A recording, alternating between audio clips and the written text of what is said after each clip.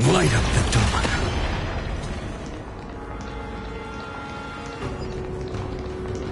That looks like a tough.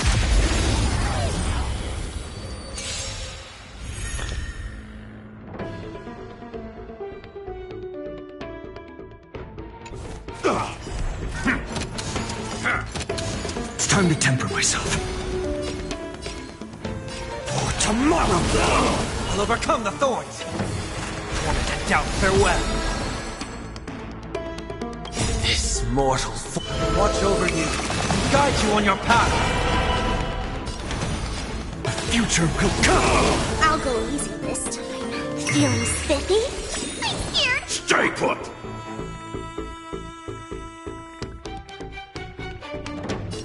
Protect me! Let's I can still keep going. find the answer.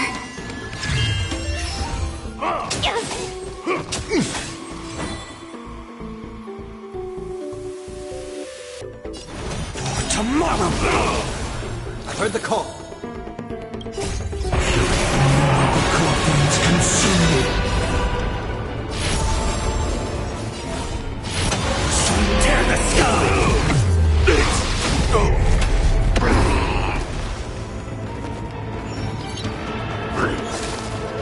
I'll never yield to fate. Shatter the cage!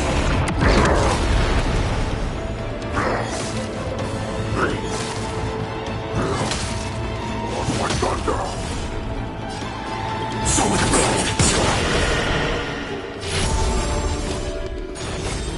quench the flames of blood.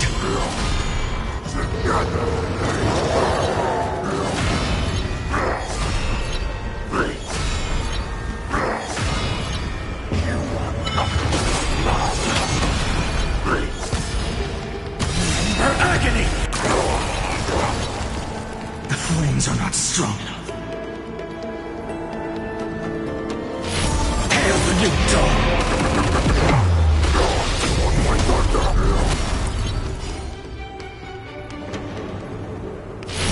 The other night!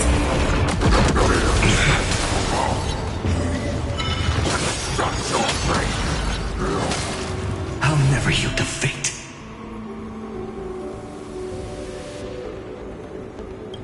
Empty shell! All stars burn to ash!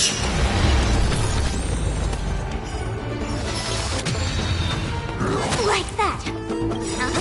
Don't Fiends or devils! I'll crush them all! feeling spiffy? Existence is a future will come! Protect me! I can't thank you enough. This trial is bitter. I can't let them down.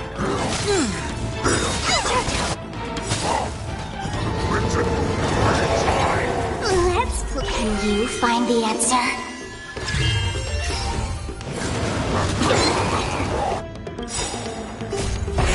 Coffins consume me. The flames are not sun tear the sky. Shatter the cage.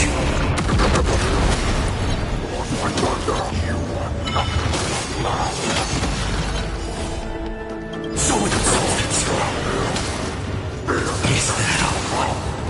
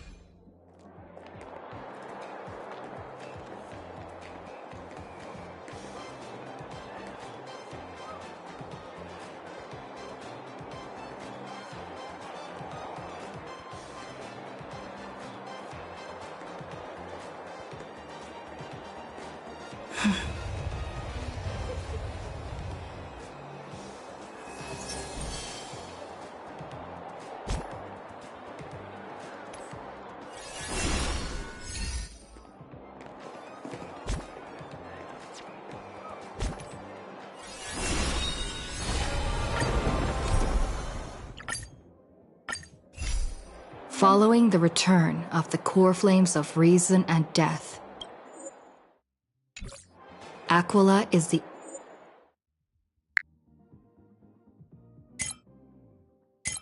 only type using the council with the help of the Twilight. At the same time, in this, the Flame Chasers fighting, following Cypher's at this moment of crisis. Mighty.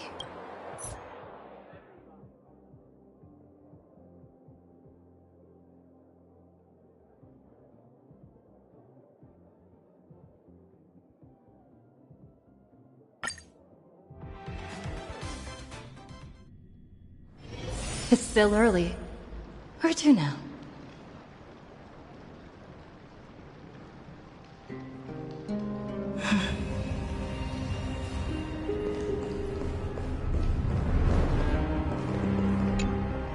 Please stay close to us. We need to rendezvous with Lord Dongheng.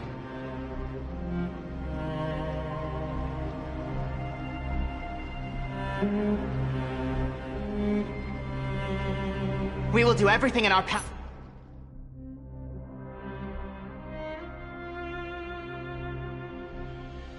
To clear the path for you.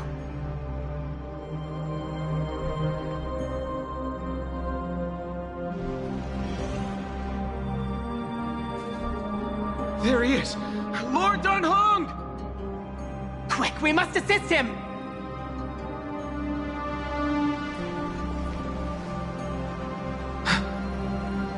What are you doing here? Where's Feinen? We are under Lord Feinen's orders to escort both of you to safety, no matter the cost. Leave this to me and the Holy City Guards. Zeph, take them and go. Wait, Namazani. That black-clad swordmaster. Something seems off. At some point earlier, they suddenly froze in place, not moving at all. Like some kind of omen.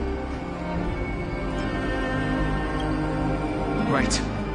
We don't know exactly what's happening, but retreating is the safest choice right now. I don't know which demigod graced us with this miracle. Please, come with us. Feinen, is he going to be all right?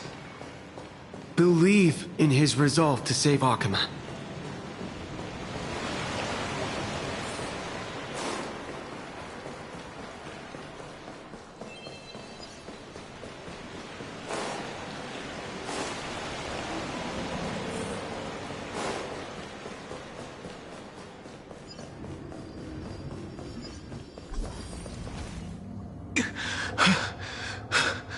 The Flame Reaver isn't pursuing us. Could this really be some kind of divine intervention? We can't stay here for long. Lady Trinan's Sentry Gate is just outside the city. Let's keep moving.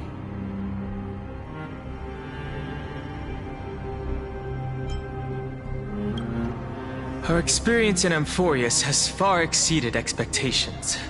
If our goal was just to replenish fuel, then mission accomplished. But you're right. For now, let's get back in contact with the Express and plan our next move. That's the safest course of action. We need more information. On that note, I have a proposal. Who's there? I hope to convey a message to the two nameless. Mr. Screwlum? Who are you? Stand down. I order you to maintain a distance of 10 paces. It's okay, guard. This one is not our enemy. It has been a while, nameless of the Astral Express. I'm glad I arrived in time to stop that black-clad one from harming you further. So it was you. Indeed. Madame Herta invited me to meet with you, Nameless. Rest assured. You two know this Anti-Catharin? Does he come from the same people as Counselor Lygus? Don't worry, guard. This gentleman is an ally of the Trailblaze. Would you mind giving us a moment to speak in private? Of course. We'll wait nearby. Please, stay safe. I fully understand your situation. For now, the only thing I can do is temporarily freeze that black-clad one in place. Time is limited, so I'll keep this brief. The place where you stand, Amphorius, is a world constructed from data and memoria, an experimental field of a certain eon. And now, this isolated sandbox world is rapidly falling into a third path. Destruction. Destruction. Conclusion. If Amphorius continues unchecked on this course, a Lord Ravager will complete its evolution and metamorphosis, and emerge from the surging tides. The cosmos as we know it will suffer irreversible consequences.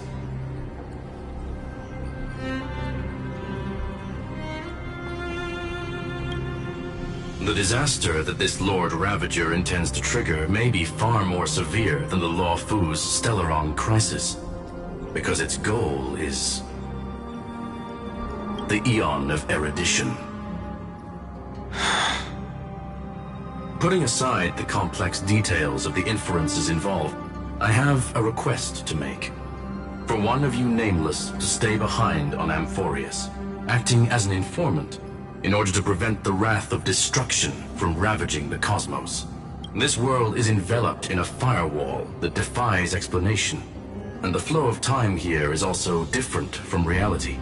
Madame Herta and I can only tear open a gap and project images inside.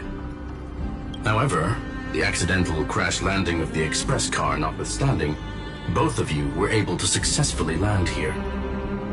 There must be some principle behind this we have yet to fully grasp. It will take time to uncover the reason. Before then, if one of the Nameless is willing to stay and witness the fate of this world, or to push it along when necessary, it would be of great assistance.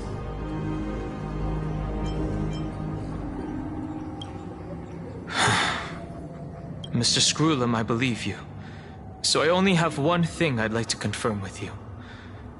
As Amphorius is already facing its end, how can we guarantee the safety of the person who stays behind? Look at this, if you would. This curio is called a chronocognitive anchor. The two of you may view it as a kind of space anchor in the world of erudition. As long as you carry it with you, your individual data structure will be protected and will remain unaffected by the influence of digital tsunamis. When required, it can also serve as a bridge for communications between the internal and external world. Of course, it is not curio with unlimited uses. May only be held by one person. The connection being interfered with. Decide quickly as possible. 2 final messages. 1, an Intellatron named Lygus, possibly the Prime 2, Bertha. Miss March has already been drawn into.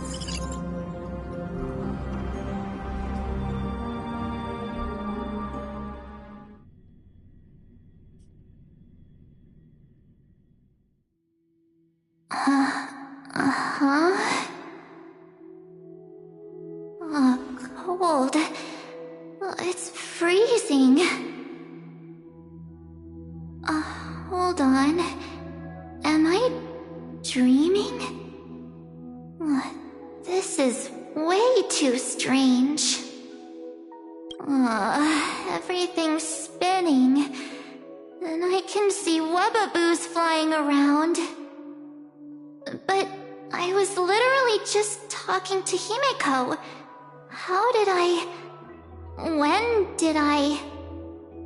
That's it! She warned me about this place right before Qlipoth glimpsed her. Oh no. Have I accidentally walked onto some weird path? Have I done something crazy without remembering? Unless forcing Pom-Pom into new outfits and borrowing Mr. Yang's shoulder massager counts. Hold up. No way! Stepping onto the path of elation can't be this simple. Right? Child of remembrance. Step forth into the depths of the path space. Who's there? Hey, cut it out. If you're there, just come out and talk, okay? You're freaking me out. I can't even think straight. Hold on. Is that a gate? Cast aside your fears. Step forward through the gate of memory. The voice. Is it showing me the way out?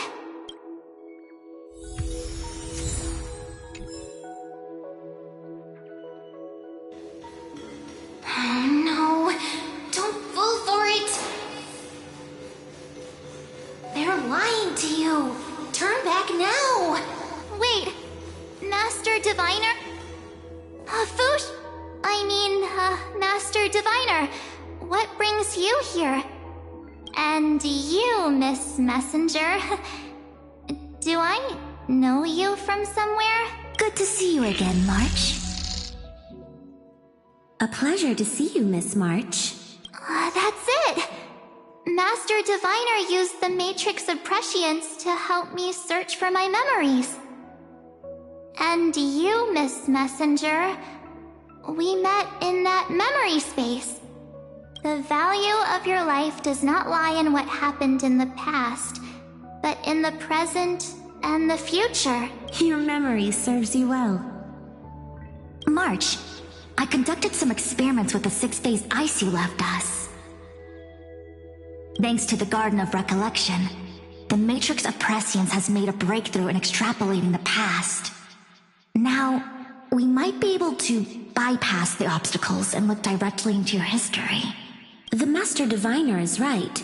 Continue down this path, and you'll be able to find your lost memories at the end. Since we last met, you've grown much alongside the Trailblaze. You should be strong enough now to bear the weight of your past. Well, there goes my Ice Princess fairy tale. I need to know, Master Diviner, Miss Messenger, this isn't just another dream, is it? If this is real, why reach out to me at this exact moment? The situation is dire. Your lost memories, they're crucial to the Garden of Recollection. She's right. The Garden of Recollection's existence hangs on your memories. The Garden of Recollection. You may not want to sacrifice anything to preserve the garden for now, but in time, you'll understand. Your destiny and the path of remembrance are extremely, closely intertwined. Now go. So, I just walk through that gate? This way, March. Your past awaits beyond the gate of memory. Stop! They're just mimicking people from your memories! Don't let those bad people deceive you! The gate. Now it's... you two? Hey guys! What are you doing in a place like this? March! There you are! Finally. The trailblazing journey just isn't the same without you. Traveling's no fun without you around. Well, duh! What's Team Trailblaze without its star member. Wait a sec. You might look like U2, but... We understand your confusion. The Garden's allies helped us establish this Neuralink to reach you. The Garden's allies? You mean Miss Black Swan? Yes. She helped make this possible. Keep going, March. Find your past. Wake up. And travel with us again. That sounds really tempting. Finding my past and continuing to trailblaze new worlds with you? Trust in yourself, March. It's gotten us this far, hasn't it? Follow us. Let's go through that gate to... Step into your past, March. Find your true self. Wait up! Slow down! Those words sound so sweet.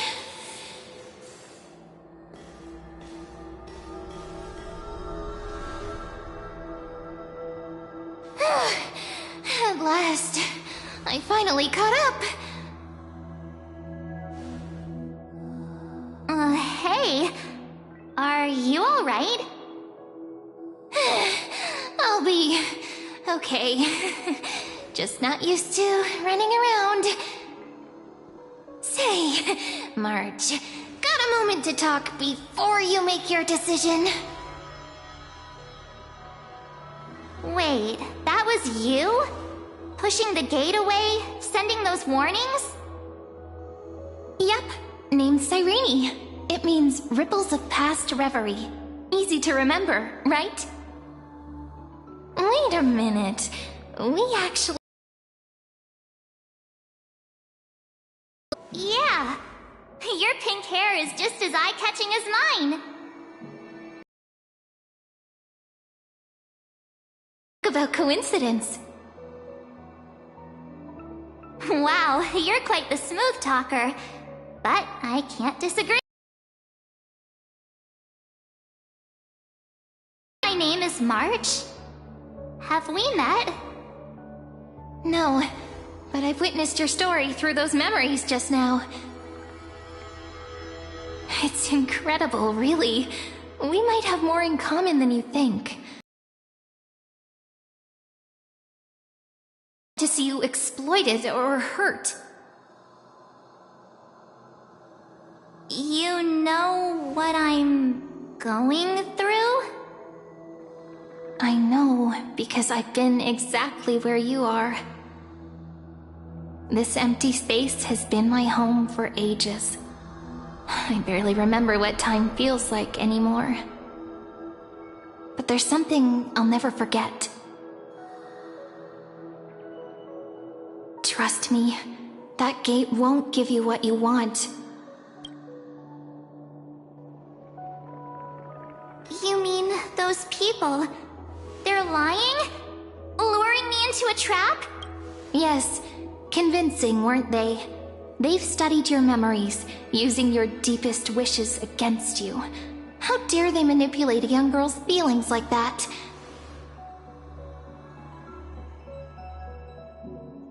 If you go through that door, the worst-case scenario is you'll become their pawn, losing control over your own fate forever. You've seen what's on the other side? I may be stuck here with missing memories like you, but I still recall fragments of my homeland where I grew up. That door leads to Amphorius. Trust me, it's anything but welcoming. For ages, I've watched people walk through that door.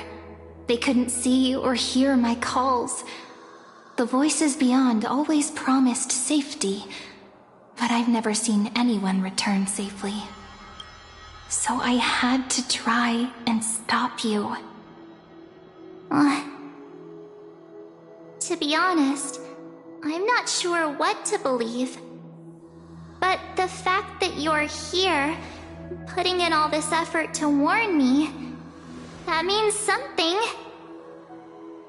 Tell me, Cyrene, how can I return to my world?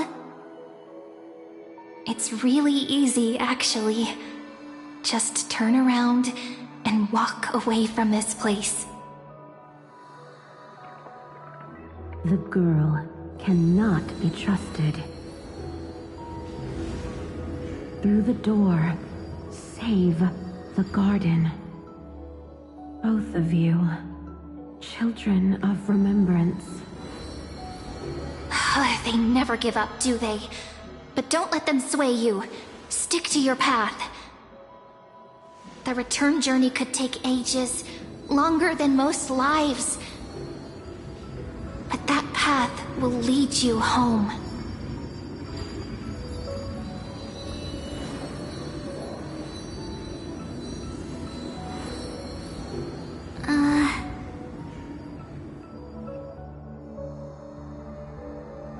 Thank you, Cyrene. I know what I need to do. I'm going through that gate. Into Amphorius. Wait, what? Don't worry. I believe you. It's just that, for me, the only place I can call home is right beside my friends. Two of my closest friends are already on their way to Amphorius. They may seem capable, but only I know. They're absolute disasters waiting to happen. They won't last 5 minutes in a new world without me.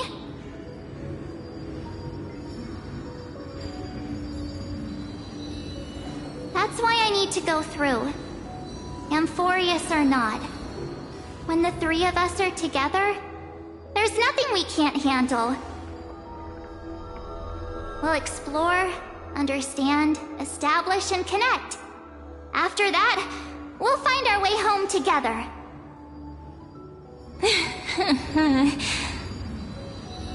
I see. You've got people who mean the world to you, too. That is so heartwarming. March, if that's what you've decided, you have my full support. Birds of a feather we are, looking all sweet and innocent, but with hearts of fire. Oh, stop. You're making me blush. Well then, I guess this is it.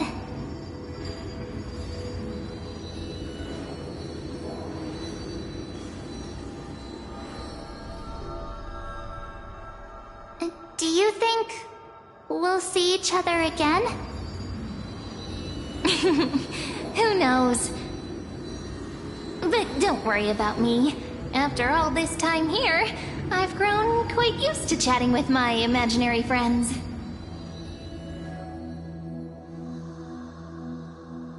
Since Amphorius is your homeland, if there's a way to help you, my companions and I will do everything we can.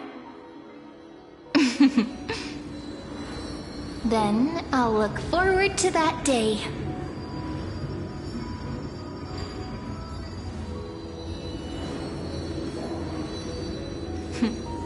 Your story awaits, March. Make it an epic one.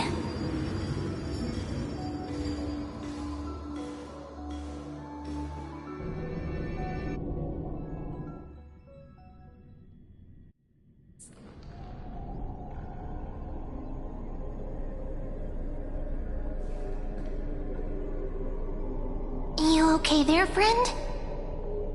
Something seems to be bothering you.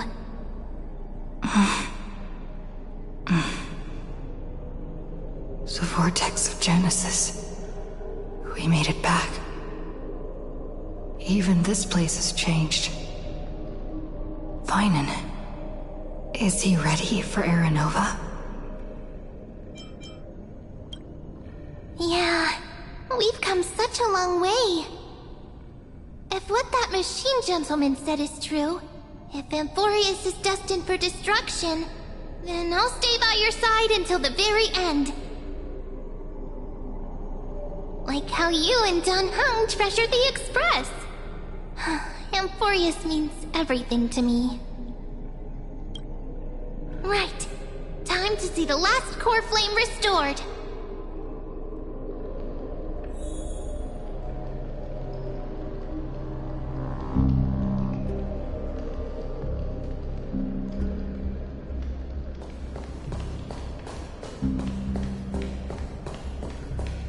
Look, there's Finan!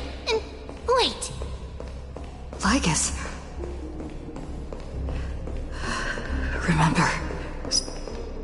And you, Lord Finan, will we ancient world, plunging everything into the gray unknown. None of that matters now. This brutal flame chase journey has stripped away my delusions. I know the future is in some peaceful paradise with gentle west winds, just waiting to welcome us to step in. If what lies ahead is a mass of chaos, I shall cut through it myself and usher in the first ray of blazing sunlight. Is it truly you? With one last chance to turn back, you still step forward. How befitting of a trailblazer.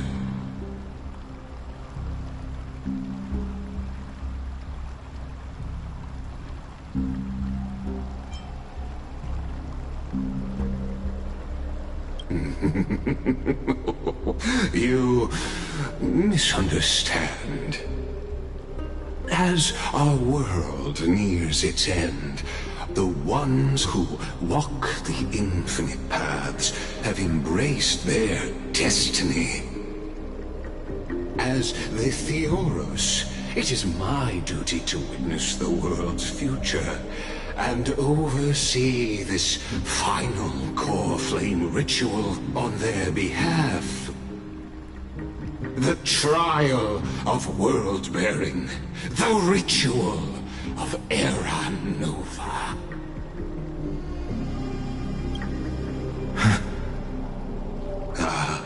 I see. So you met my kindred spirit before I could erase his traces. Partner, what are you saying?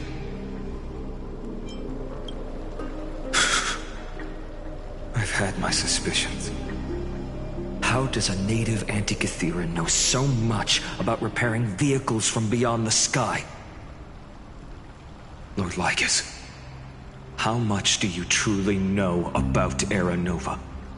Tell us everything.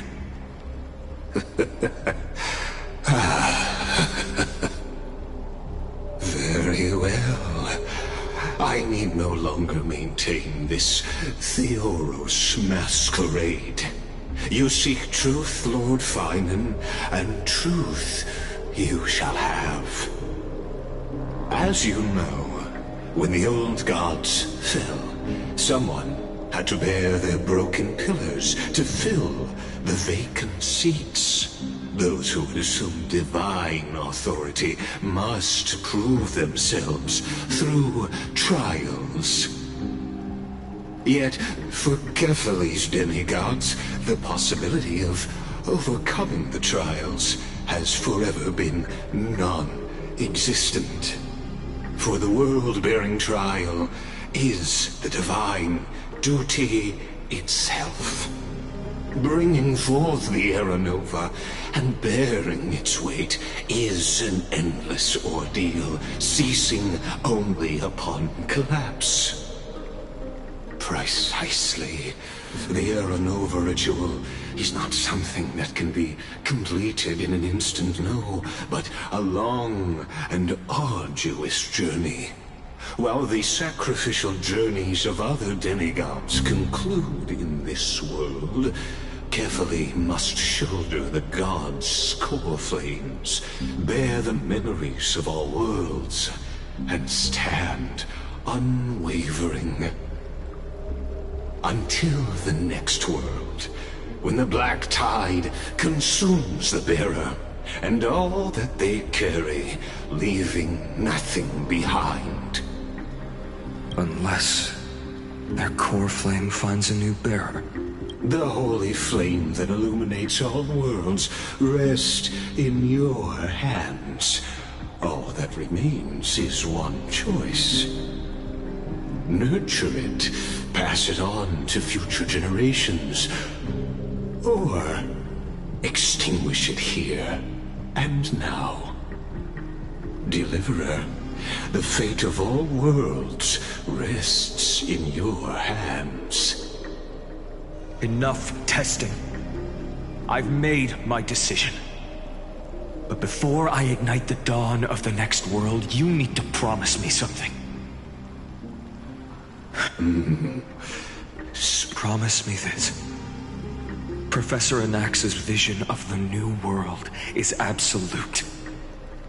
The world will be reborn from my memories. All souls, living and dead, will return as the first humans, unchanged from their past lives.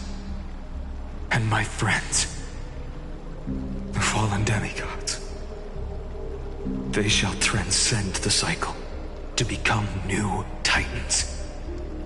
Our heroes shall not have died in vain. Of course. This I can guarantee. Good. Unbound by Amphorius' loss. My apologies, but I cannot promise this. As you mentioned, she now bears the Time Titan's authority.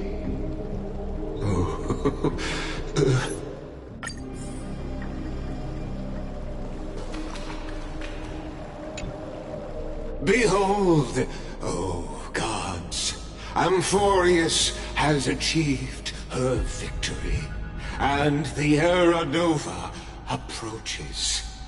The Radiant Soul has arrived, having walked through the bustling nights, bearing the golden fire and blood, stepping with pride into daylight. He is the pure child, walking upon the path of yesterday, today, and tomorrow.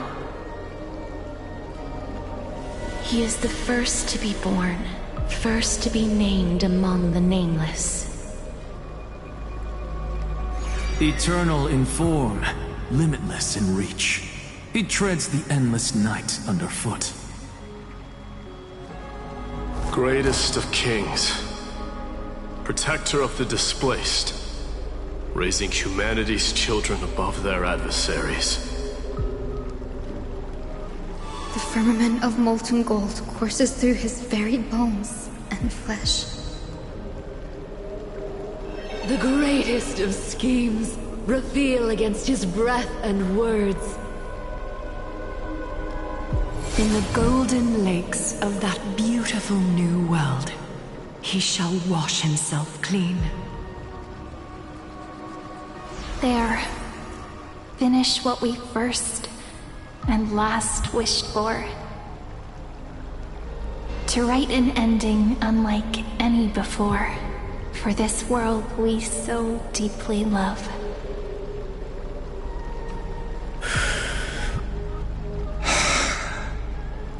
Come, partner.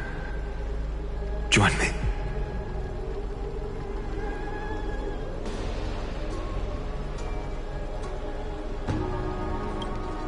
The time has come for us all to face oblivion, or embark on one final grand journey.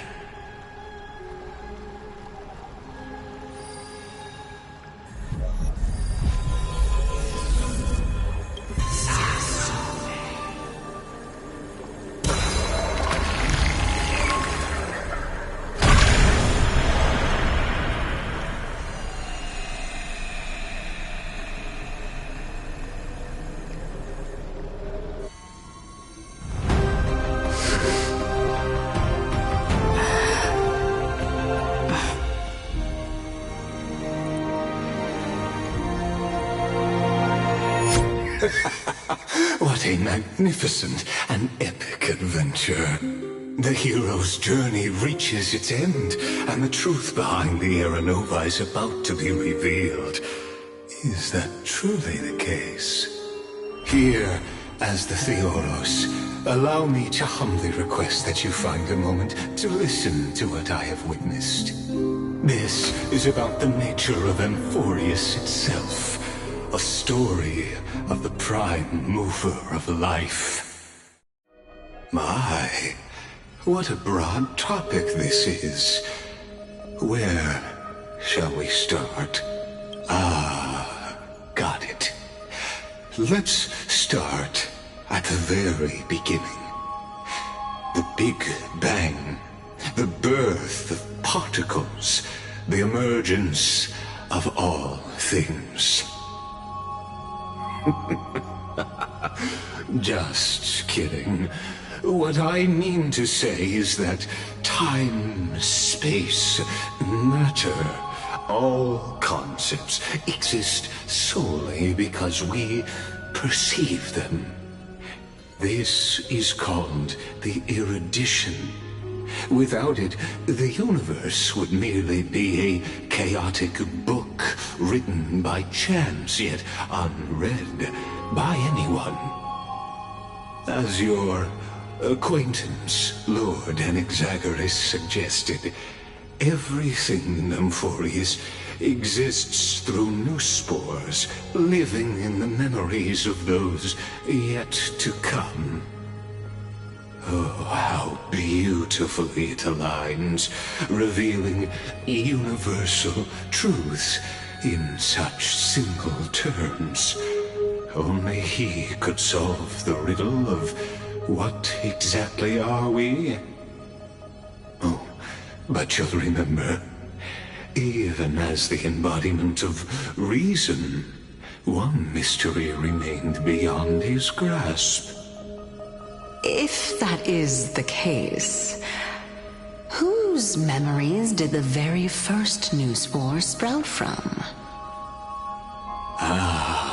As sages across ages have asked the gods, what is the prime mover of life? But let's set aside the gross teachings for now. Look further, past Amphorius, to what they call the Forbidden Realms beyond the sky. Do you know of the Scholars' Strife? During that grand yet brutal war, waged in the name of erudition, a genius's legacy was abandoned, strewn across the cosmos. The Scepters, a macrocosmic computational array beyond mortal comprehension.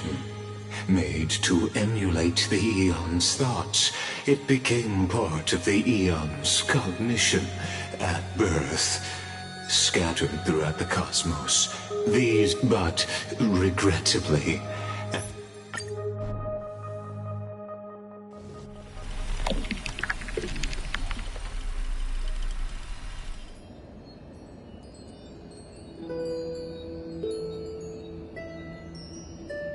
Take this wish with you. Be the one who begins it all. As the prophecy foretold, you will bear the blazing sun until the pale dawn breaks. Continue onward, bearing this world upon your shoulders until the Ashen Hero, the nameless deliverer, usher.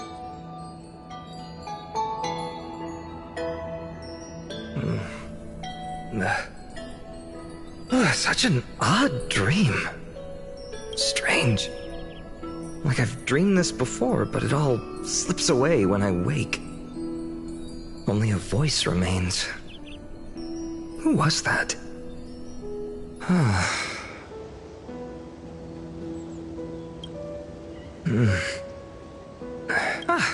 It's you. Whoops, I fell asleep there. What a strange dream I had. It's gone now, though. But look! Perfect sunshine! The day is still young! Let's go find Cyrene, partner. We promised to be there for her oracle card reading today. It's right about time.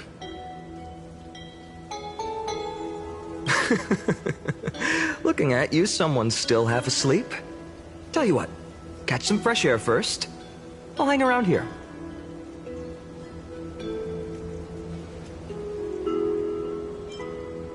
Oh, beautiful, isn't it? This is Ide Celestii, home of the nameless hero who carried Kephale's core flame. When he was young and innocent, he had heroic dreams, imagining his wooden sword was forged of iron. Pretending the straw dummy propped up by a wooden pole was a giant with a single blood vessel running from spine to heel. Dreaming of slaying the giant and becoming a hero to save the world, though to his young mind, the world was just this small village. Witty as always, but this is more than just a funny story. It's the start of his path. These are his first memories. Rather than watching, why not join in? Think of it as immersive theater. Become his lifelong closest friend, witnessing his hero's journey from the best seat in the house, as the nameless hero whose unwavering guidance shaped Finan's destiny, yet whose name was never recorded in Amphorius's history.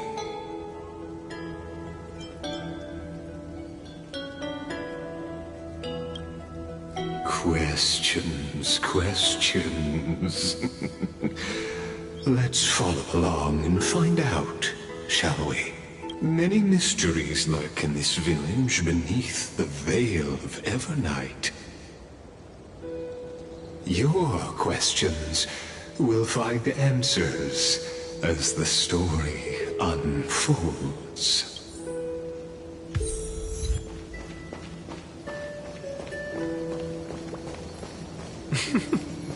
All awake now? Great. Let's go. Finan! Show me how to use a sword like you do! Hey, Finan! Where are you headed? No Cyrene today? That's exactly...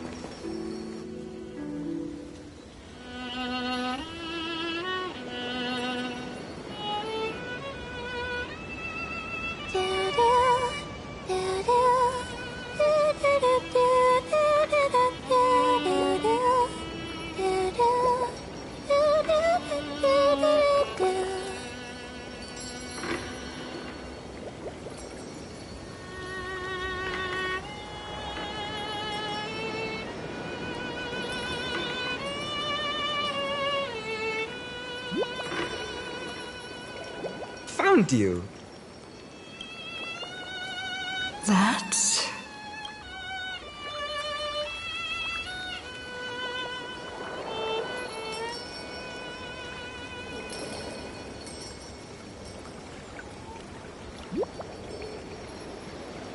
Goodness, look at you rushing about. You've got the poor swing all startled. Hmm?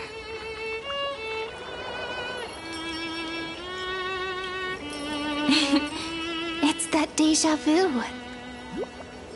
Something wrong? What do you see? Oh, nothing much. Just suddenly felt a strange connection. Look at you, leaves in your hair. Were you sleeping in a tree again? Or was it the wheat fields this time? At least brush yourself off before wandering around. Come on, I'm not a kid anymore. You're the only one who still treats me like one. Sure. You may have the height advantage, but when it comes to maturity, I'm leagues ahead of you. Still fantasizing about being in heroic adventures and imagining yourself as one of the characters? That's the kind of thing kids do, not grown-ups. Don't you agree? And since you're playing along with his antics, who are you pretending to be today?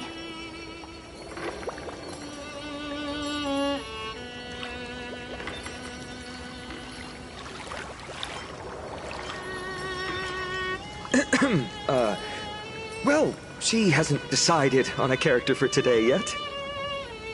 How about we stick with the usual? You know, the valiant hero from a distant shore who made a pact to learn the sword from you. Spare me. Can we not bring this up? Speaking of which, what about those oracle cards? We haven't done divination in forever. Why the sudden interest? I was just about to tell you. Earlier, while napping on the swing, I had the strangest dream. There was this mysterious voice in my dream, calling out for something. Wait, you had that dream too? Yes, you too? That would explain this lingering sense of unease. Which made me think of those old oracle cards I used to play with as a kid. Though the Ornyx prophecies were always hit or miss. Yeah, all the kids would get so excited drawing cards like ruler or warrior, but throw fits over devil or drunkard and demand a redo. If you just redo it when you don't like the result, what's the point of divination?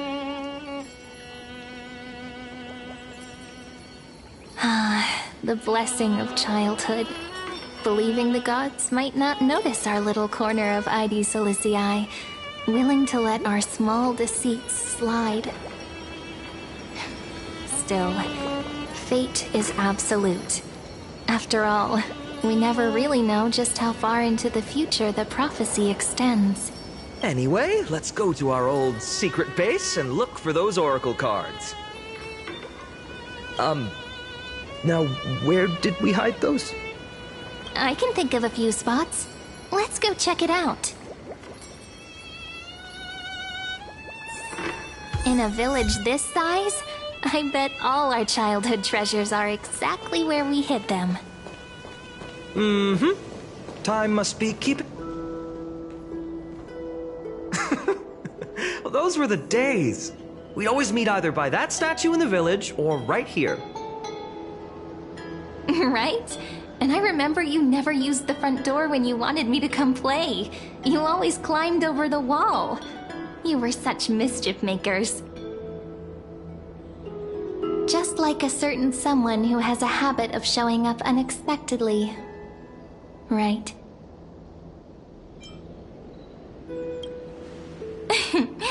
I bet she said something clever just now. Hey, I was just copying those storybook heroes. They never take the beaten path. Still, it's embarrassing. I've been the only one here for a while, and I haven't kept up with the cleaning. With so many spots to check, where should we even start?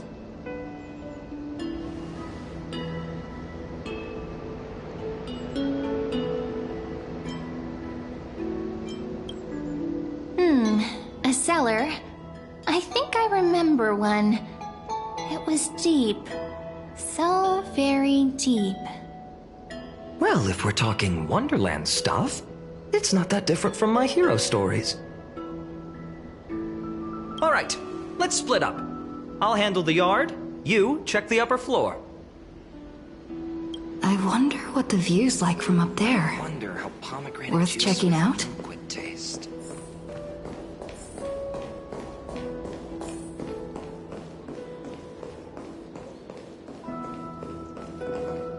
The girl before you carries an air of mystery, her secrets elusive.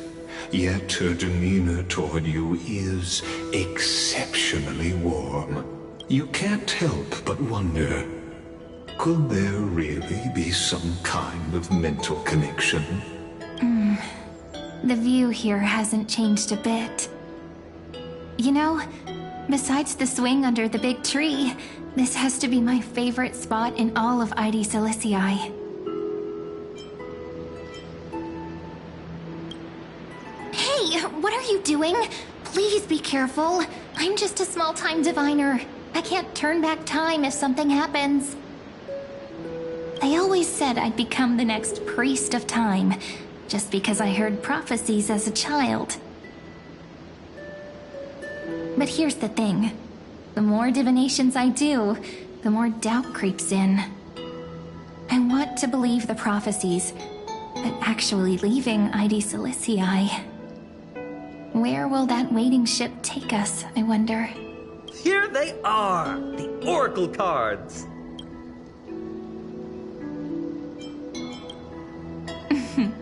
Guess reminiscing makes us take our time, doesn't it? There we go. Looks like the gods do listen to our thoughts. Here it is! This is the box where we kept the cards.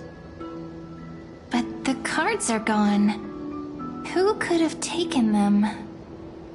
Huh? What's this underneath?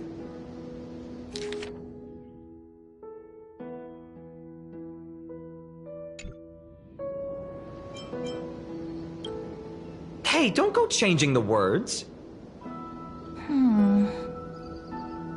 I see now. Those sneaky little ones. So that's what they've been up to. The ones from Membrance Maze, you mean? Yep. Let's head to the back of the courtyard.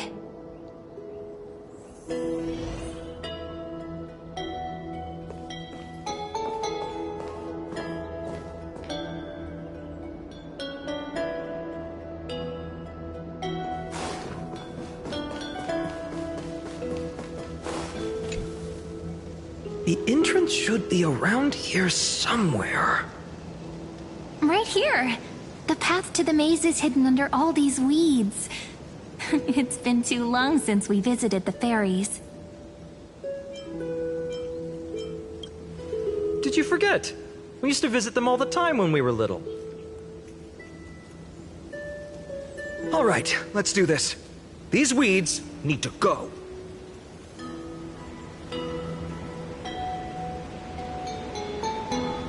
Pretty sure this is it? Should be this way. There it is! The entrance! That hollow in... Once you get through the tight squeeze in the hollow, you'll reach their dwelling, the Membrance Maze. I wonder if I can still squeeze through there. Maybe worry more about whether the fairies will let you in. After all, the Membrance Maze has an invitation-only rule. Only children with pure hearts are welcomed. Lead the way then, partner. Regardless, how about we try getting through the hollow first? After you, then. What? Oh, sure, I'll go first.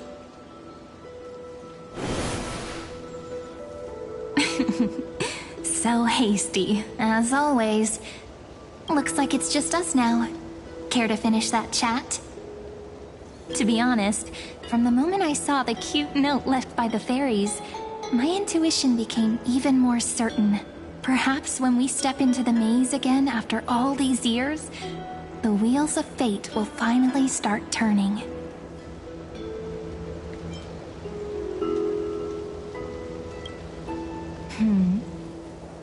What if I am? What would you do? Just kidding. Don't read too much into it. But you know what? Even if fate is set on its path, no matter where it steers the world, if we're together, there's nothing to worry about, right? So, if you're willing... forget it. If the wheels do begin to turn, that's when I'll make my request.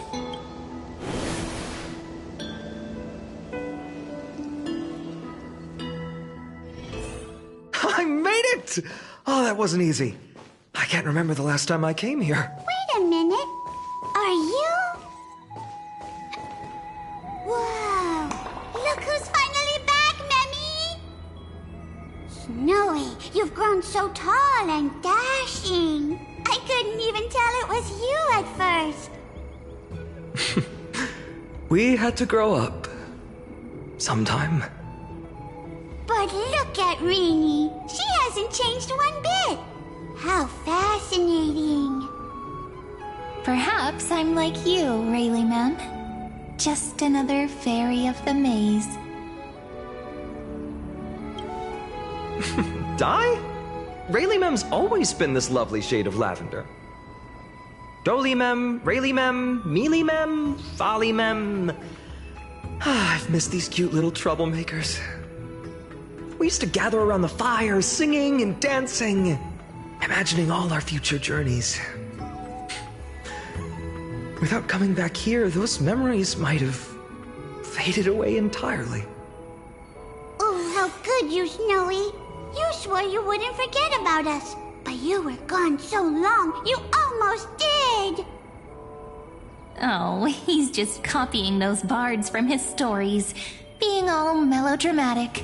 He couldn't forget about you all, even if he tried. Actually, we're here for the Oracle cards. Have you seen them?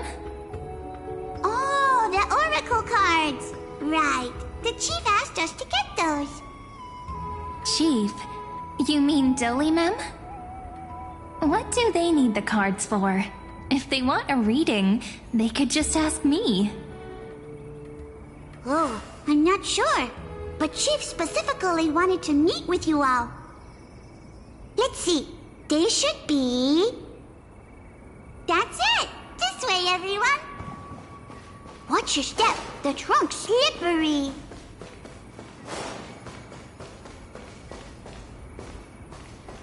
Chief! Rini and Snowy!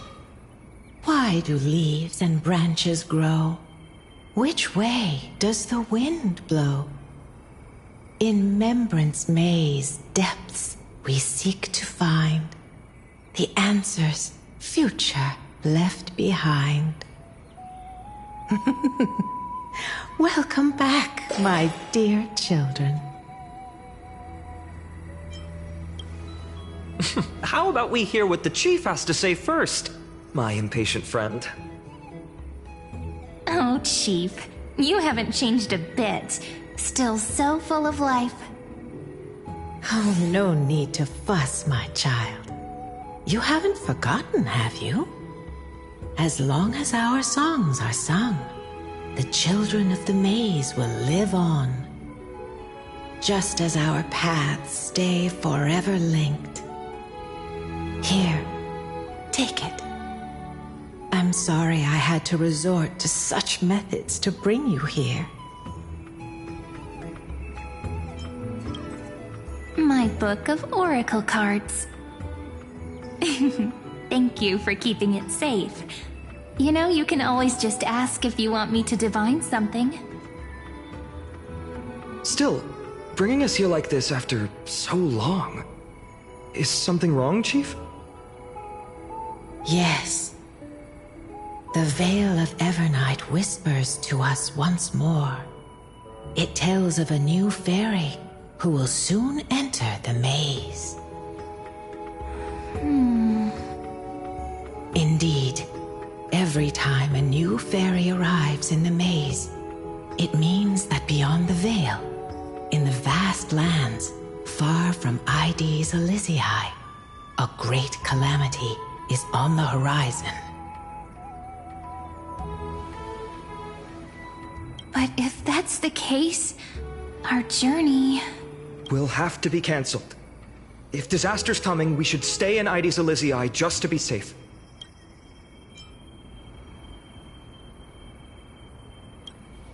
That's a good point. But what difference could Cyrene and I make? We weren't planning to be gone for long. Just enough time to hone our abilities. Finan would train in Castrum Kremnos. while I would seek the Fate Titan's blessing in Yanisopolis. Then we'd return to Ide Silicii to help keep our village safe. It's okay. I can still practice my swordplay here. Some things you can learn on your own. Well, probably. That's not very convincing. Here's a thought. Let's have Cyrene do a reading. If fate wishes to show us its path, we might find some peace of mind. But what if we don't like what the cards tell us?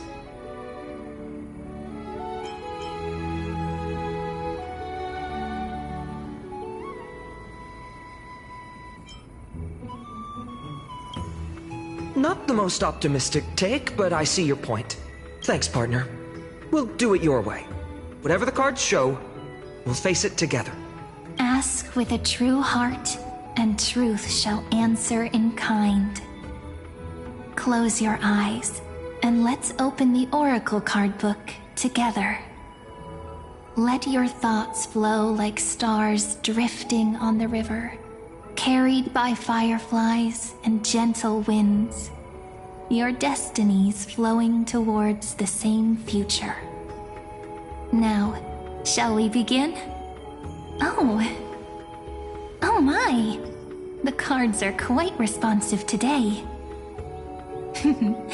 Very well. Let's see what future the Oracle cards wish to show us. The Deliverer. According to the tripartite prophecy, this card means absolute harmony and perfection. In fact, it's the only Oracle card without a dark side. What, no divine whispers this time? Oh, silly. This is simply the card you drew for yourself. The sleepy village of Ide Silicii, in just one fleeting moment, welcomed an array of legendary figures. The Weaver, Gatekeeper, Ruler, Traveler, Servant, Healer, and Scholar. Their stories and wishes showed the village boy glimpses of a world larger than he'd ever imagined. They brought tales of raging battles, of cities crowned in holy light, and of wonders beyond his understanding.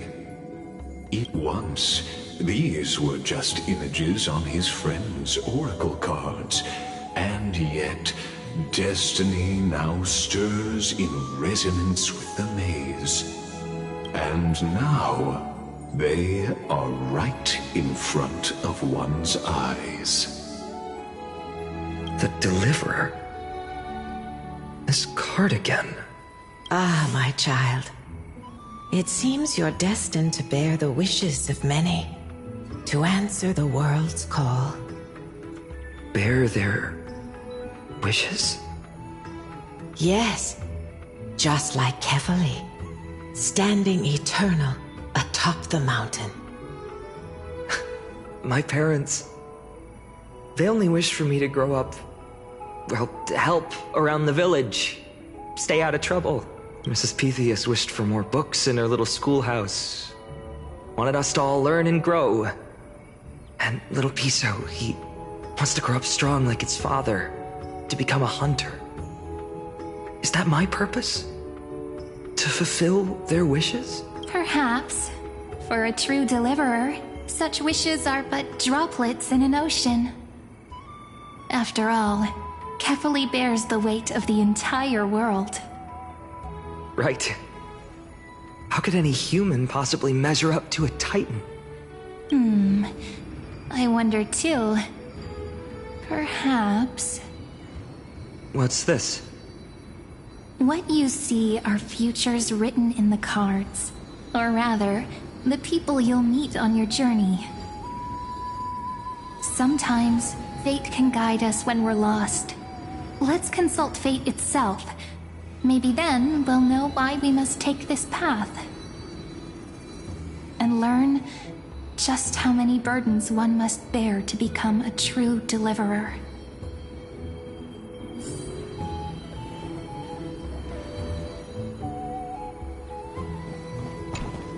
Personal wishes? I have none. Only the Aranuva matters. The world's rebirth. These crawling parasites have no place in Akama. Especially not under the deceitful claim of human rule. That noble lady? The way she speaks, it's like ice in my veins.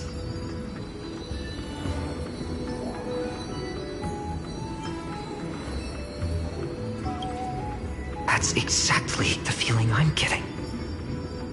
Teacher, perhaps you could share your wishes with us? Oh, Snowy. You want to know about our wishes now? I wish to meet Trian again, in the Sea of Flowers where the West Wind ends. And Aggie, I want to see you shed that golden thread cocoon around your heart. Just once more. Smile at us again like that bright-eyed girl in white who stood before the Yanisopolis temple. Finally, I pray that the footsteps of lost souls no longer wander aimlessly. Instead, replaced by the bright songs of prayer. Are we wishing for too much? Well, let's say these 3 wishes represent Trian and Trinan too. Those wishes are truly wonderful. They even stir something deep inside me. Then we can rest easy. Because only you can make these wishes come true. Only me? Mark these words, Snowy. See you tomorrow.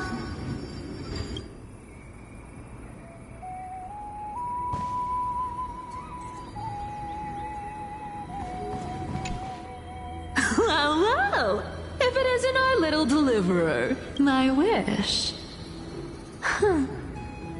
Just let me, wine and dine, and soak up the sun. For another millennium or 2. I mean, what's the point of dying rich if you never lived rich? Right, Princess Homebuddy? Cypher, that's not how I see it. My one wish is to find that missing piece in my life. To feel someone's embrace once more. That warmth.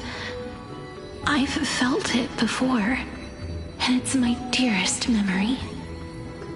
And speaking of riches, for someone with all those treasures behind your divine power, you've led a pretty cheap life. Ouch! Where did that come from? Right for the jugular, huh? What about our friend from the Grove? My wish came true before I touched the sky. I transformed my healing power into gentle sunlight, distributing it equally to every life I cherished and loved. You two are so selfless, aren't you? No surprise Aglaya wanted you for the flame chase journey. You know what? I did have one wild dream. To know what it feels like being born a noble lady, drowning in riches. Just think, if I traded places with that seamstress, me in the mansion, her on the streets. I'd like to see if she'd still become the gold weaver.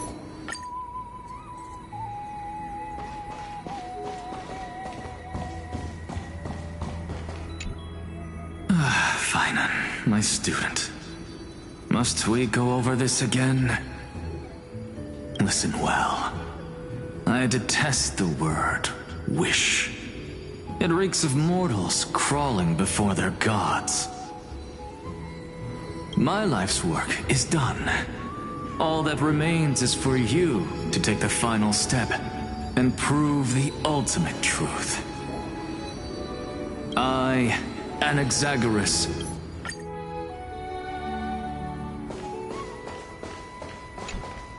Finan? Since when did you become so timid, asking such juvenile questions about wishes? What's that supposed to mean? What's with that condescending tone? No way I become friends with this half-naked show-off, right? Horrifying. Is that really something I'll enjoy one day? What are you mumbling to yourself now? Whatever.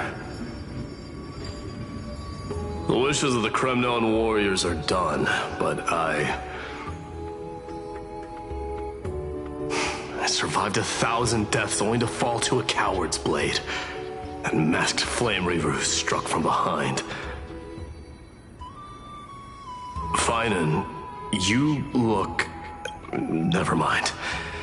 That blank look tells me you're completely lost. My wish is simple. One honest duel. Face to face, blade to blade. Then I'll strip away that mask with my own hands. Nothing but violence and vengeance. This person's wish is nothing short of brutal. Still, those eyes burn with the noble pride I've read about. This wish, I shall not forget.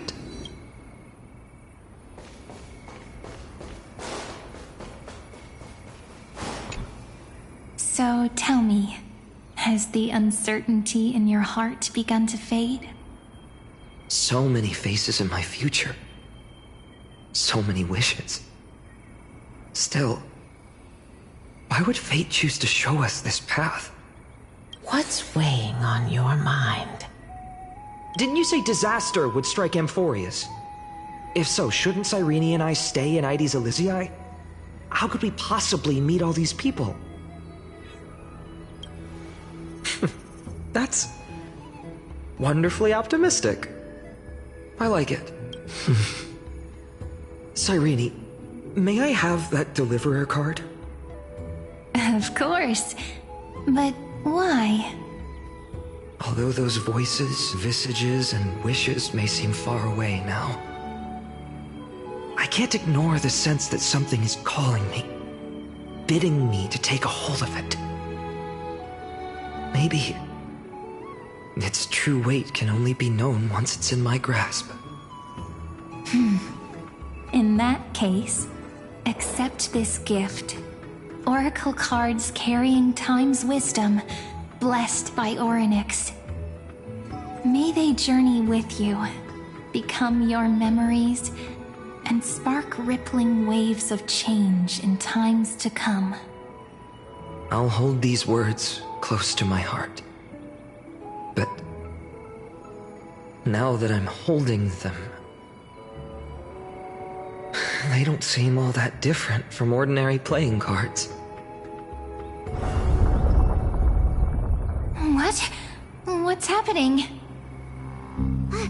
Everyone, we've got big trouble, Mimi! Burning, smoke everywhere. It's all coming from beyond the maze! What's going on? It's here. The seeds of disaster have already taken hold, sooner than we had foreseen. This time, not even the Veil of Evernight can shield us. You mean Aedes Elysiae will be swept up in the prophesized catastrophe? I'm afraid so. My children, take shelter in the Membrance Maze. One step outside, and this horror will consume you both. But my parents, the whole village.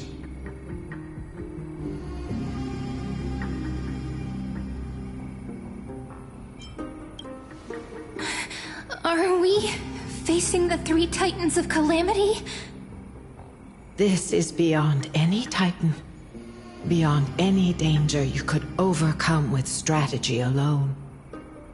It's an unspeakable horror that twists all life into abominations that never bleed nor cry.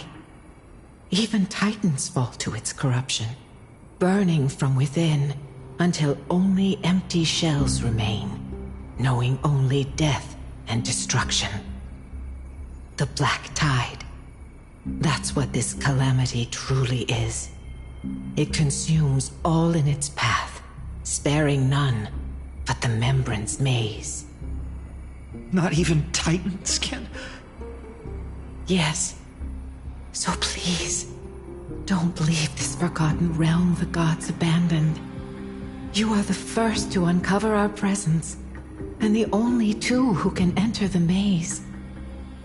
We don't wish for you to throw your lives away. Finan, what path do we take?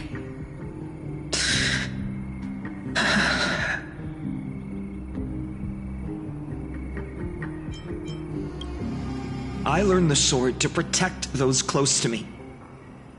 If I run now, I'll never be worthy of lifting a blade again. Then we know what we must do. Indeed, our friend is right. We must take action. Forgive me, Chief, but Aedes Elysiae needs us. And as her child, I must act.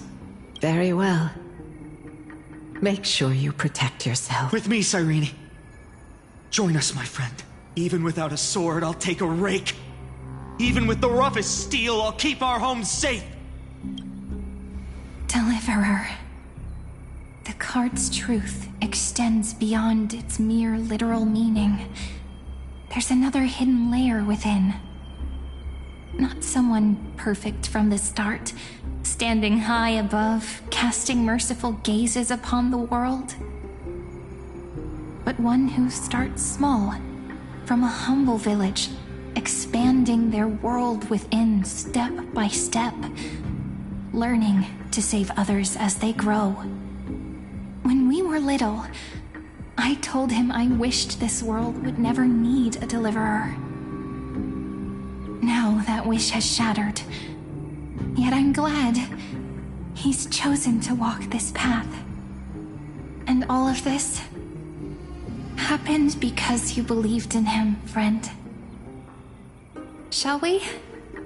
It's only when you're by our side that Finan and that our hearts find their courage. I know you're watching us right now. Aren't you, great hero from the future? Oh, deliverer. Such cruel irony. Though destined to bear the world's burden, this boy can never become the hero to bring forth the dawn.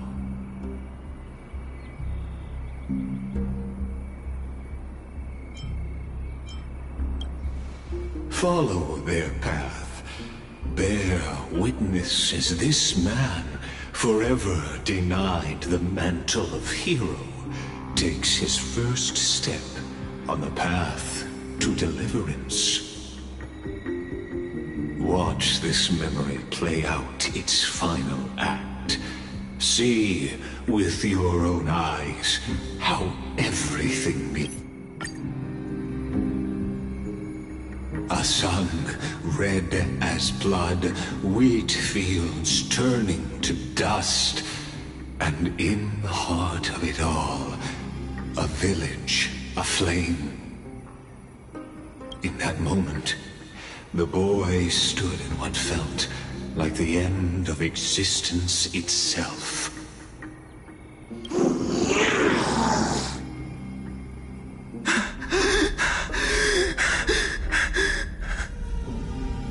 These creatures, they're everywhere. Someone, anyone, where are you?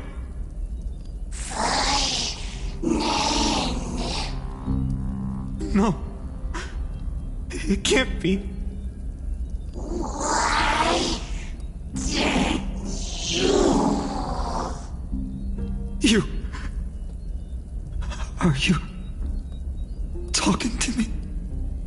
I don't want to die. Weren't we best friends? No. That ribbon. Olivia. No.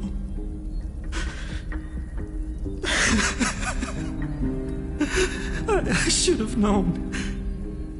Save us. Save us. Please. No. Stop. Please stop.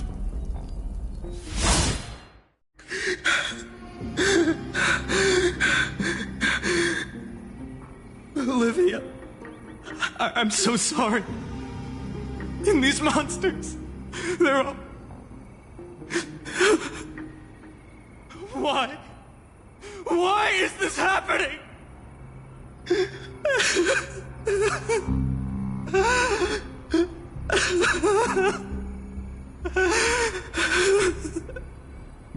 When the black tide arrived, the wavering boy found resolve in his companions, and together they ran toward their first battlefield.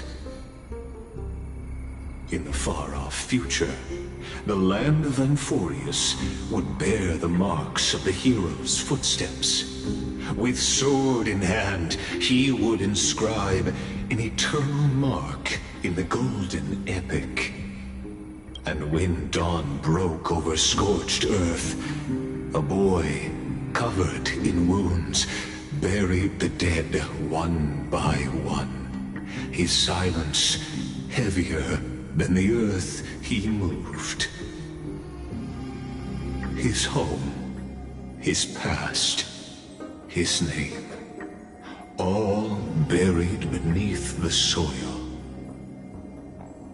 His feet carried him forward, over the pillar of stone, beyond the chalice of plenty, through the deadly fogs of the Hand of Shadow. He wandered without direction, like a withered leaf drifting in the wind, through countless city-states. The smiling visage of the white-haired swordsman was etched into memories. Yet he did not walk without purpose. Deep in his heart, a voice always guided him forward to fulfill the wishes he had inherited, to brave peril, and to do all that was within his power to save those who needed saving. Those words his friends spoke long ago, when his journey began, lingered. Protect those who must be protected. The words were few, but they gave him all the certainty he needed. That's what it means to be ordinary and choose to be more. Onward he walked, until the call of the Flame Chase journey thundered across the land. In the vision painted by prophecy, humanity would triumph over the gods, seize the core flames, and ignite a new dawn for Amphorius. Yet losses are a constant on the Flame Chase journey, where life too seems as small as a speck of dust. Only one who treats the world as their teacher can bear its eventual destiny. Are you prepared for such teachings? The voice within spoke, and he answered softly. No matter. My existence is of no consequence. When the Goldweaver called, he answered, traveling to the holy city. There the elders met his warrior's spirit, with nothing but scorn, condemning him to the barracks in derision. No one saw it coming. Not the world, not even him. Yet, this nameless recruit stood at the gates of legend. And there, at last, he found the ones who would walk his path right beside him.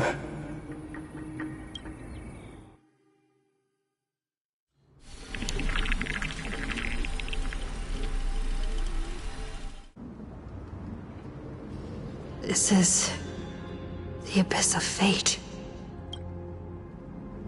Hold on. Finan's here too?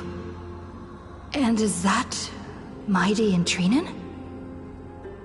And now, Act 2 of our immersive drama unfolds.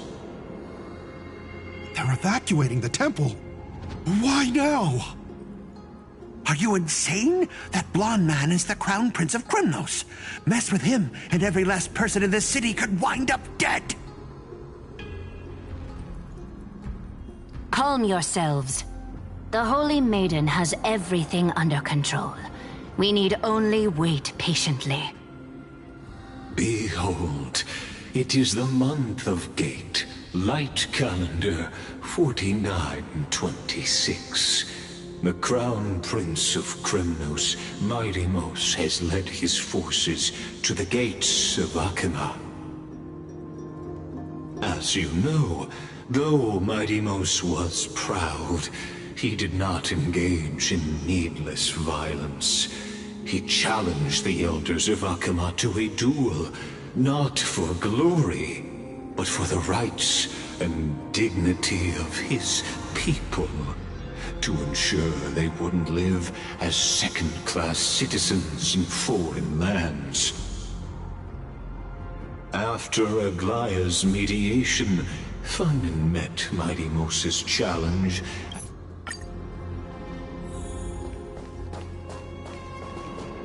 Is this your idea of an honorable duel? Bloodshed isn't the way. We and Aggie don't want to see Chrysoceres turn on each other. True warriors know when to sheathe their blades. The impartial Talantin shall oversee this duel. You need only place your offerings upon their scales. Something that has more weight than the fate of the world. Which means only those who understand the world's weight are worthy to carry it. Is this how you plan to test our convictions? Well, Kremnoan, looks like you won't be able to punch your way through this one. It makes no difference.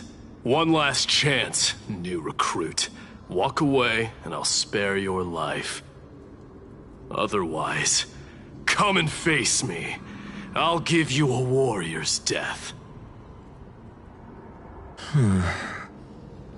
Hard to imagine they once clashed like this. Holy Maiden, I can't help but feel like a pawn that has stumbled into some greater political game. Every hero was once a child, and every child must grow. That's so. I don't even know why I'm standing here right now. Look at me. Just a common soldier. Since swordsmanship won't decide the winner, Lady Goldweaver should be here instead. My devotion to the Holy City could never compare to hers. What if we told you this duel isn't about winning or losing, but rather Amazing. Talantin may have fallen, but their scales remain true to their purpose. I hope you still remember your purpose, new recruit. You seem awfully confident, Kremnoan. Let's see how you define the idea of weight. For your information, in Castrum Kremnos, the punishment for profaning a duel with such crooked words is impalement. But as we're in foreign lands, I'll indulge you. The signet of Kremnos, the crown jewel of our people. That's my choice. A ring. Not just any ornament, I'd wager. What's the story behind this little treasure? Don't push your luck. Think I'd pour my heart out to you? Just know that Kremnos' 1,000 years of glory could bring a titan to its knees. Let alone a nobody like you. So to him, glory and his people outweigh the entire world. And the very destiny that Mighty himself will eventually shoulder.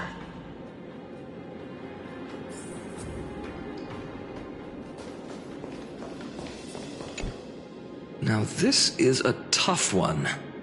What can I possibly offer against a ring that signifies so much? Well, comrade, what does your gut tell you? You mean my conviction? But just resolve isn't enough, is it? Unless I literally gave my heart. Talantin, the fair, the just, they of unassailable integrity. The challengers have made their choices. In the name of the Holy Maiden of the Three Fates, lower your scales, weigh destiny, and reveal unto us your verdict. Your offering is... a card? Yes, a flimsy little card. That is my choice. Just know that it's called the Deliverer. Interesting. Very well. If you can beat me with this card, then that's what I'll call you from now on. It's... a deal. The scales... they're wavering. Talantin is deliberating on the outcome. It appears the convictions of both sides are equally matched.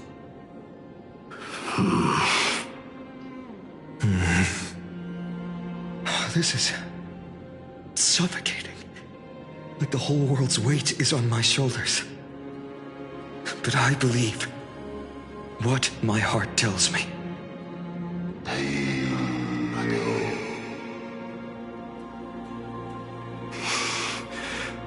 Finally decided? Hear thee, children of humanity. I shall pronounce judgment, for the difference is now clear. The one whose offering weighs more than the fate of the world is...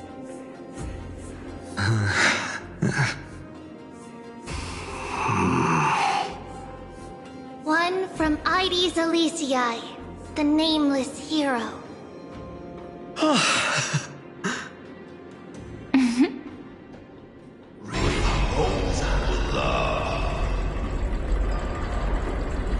However, heed this. The true weight of conviction originates not from itself, but rather in that which tips the scales, hope itself. What's that supposed to mean? I think the Titan means that it's not anyone's personal convictions that outweigh the fate of the world. It's about a wish, one which we all share. You, me, everyone here. What tipped the scales wasn't Finan's conviction alone, but the collective hopes carried by this oracle card. Humanity's desperate call for a deliverer. Yes, even you and your people, Kremnoan. Placing us both on the same side of the scales? Foolish. We Kremnoans are your mortal enemies. Such weak idealism will only get you skewered on our spears. Fine by me. I've never claimed to be the deliverer from the card anyway. I'm a soldier. And if it's my fate to bleed my last on the battlefield, then so be it. I'll fight to my last breath. And on this, I know that we're the same. That's all a hero really is. Someone with that kind of conviction. And the Deliverer? Just a sum of all those heroes. A brilliant explanation. Just as prophesied, on this day, the final 2 heroes shall join the Flame Chase journey. I should have known from the start.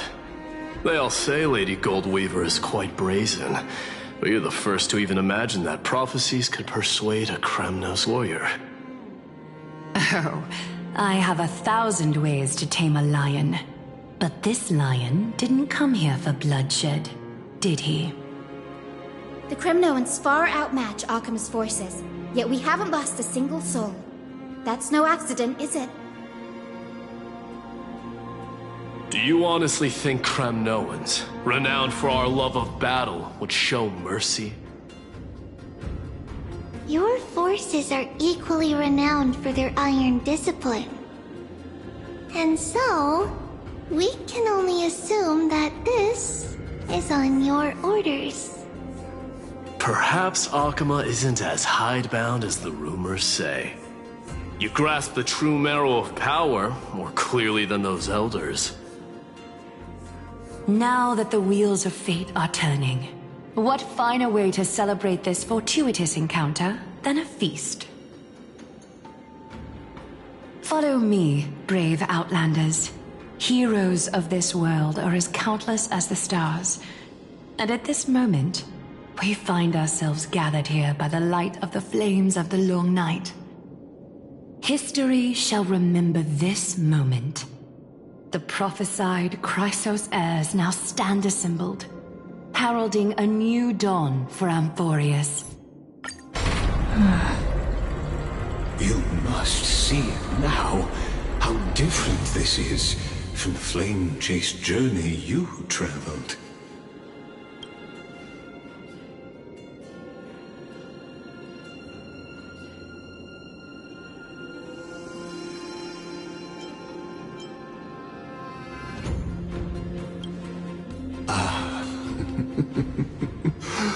Who? Perhaps the role is not that of a person who really existed. Notice how only 2 particular individuals seem aware of your presence. Patience. We're approaching the final act. These are, as I mentioned, his first memories. They are of particular importance for the imminent Era Nova. Such as this very moment, as the prophesized demigods gather with Talenton as witness. This is a moment calculated by the gods. What comes after is no different from that which you already know. Some join, others leave, while flame chasers bear their faint light forward through the long night. Ah, come, come. Your seat awaits. After 13 heartbeats, our heroes will be ferried to the final scene.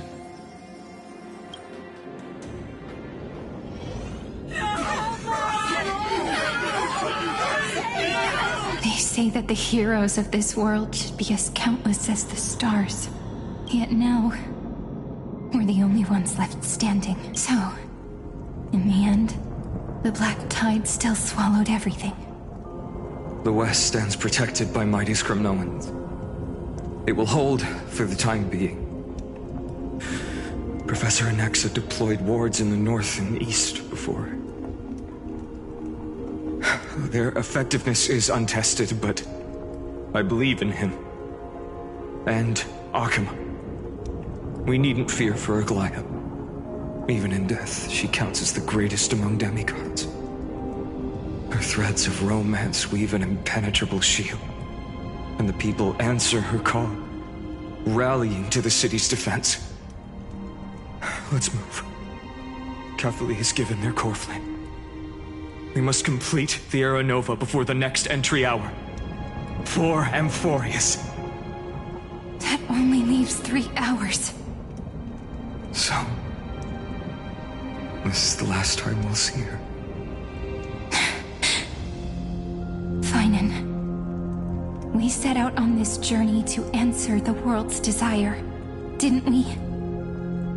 That's what it means to be a Chrysos heir. So has it always been. Then why? Why must Amphorius' wishes be so cruel? We made the best choices we could, whenever we could. But in the end, the prophecy that led us, this black tide swallowing everything.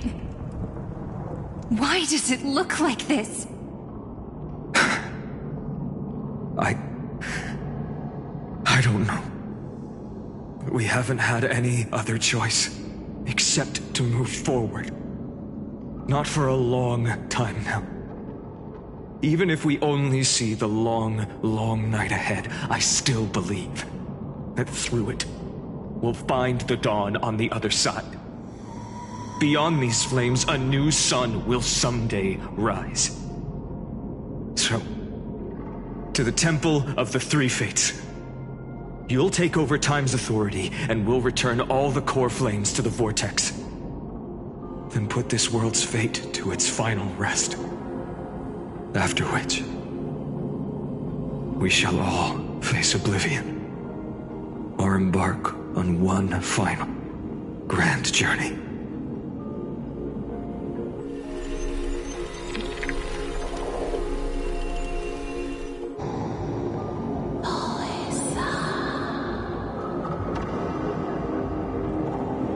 Please forgive us for disturbing your sleep, Orynyx. It matters not. I know fate has run its course. The Black Tide has reached Akama. Amphorius does not have much time left. It is time for the Era Nova. As agreed, I shall present the core flame of time. Ride the river of time. It will guard your passage to the vortex of Genesis. Step through and witness.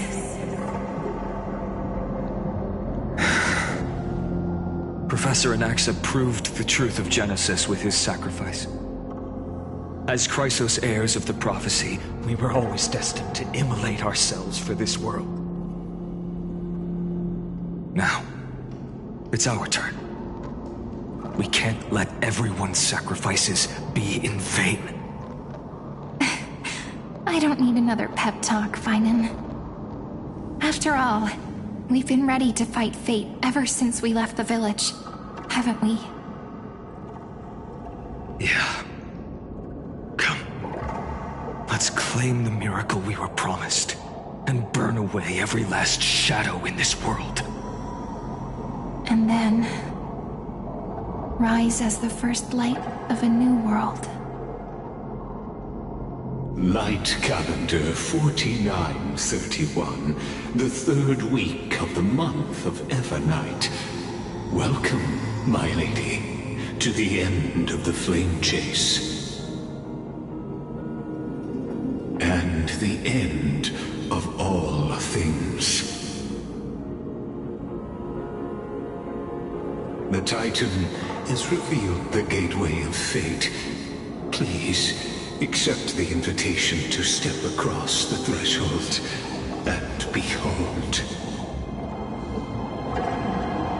Beyond this gate lies the new world that our heroes sought through their trials, as well as the terminus that the owner of these long memories has been hurtling towards their entire life.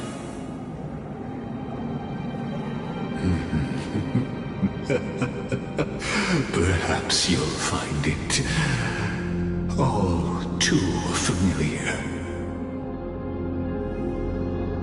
Then you'll understand how the mortal called Finan shouldered the world's weight. How that same burden crushed him, proving that the so-called Deliverer is nothing more than Amphorius' own delusion.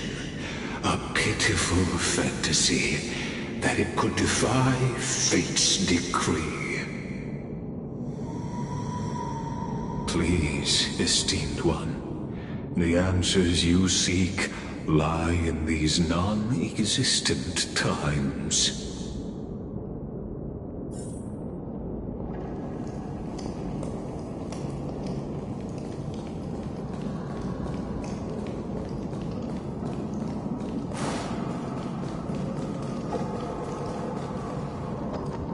The future revealed by the Titan. Just what will we see?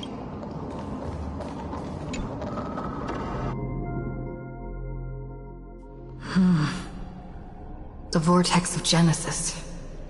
So it is here. But just what is this? Life's but a walking shadow, a poor player that struts and frets his hour upon the stage, and then is heard no more. It is a tale told by an idiot, full of sound and fury, signifying nothing. The vortex of Genesis, where the world begins and ends. What stage could be more befitting of our final act?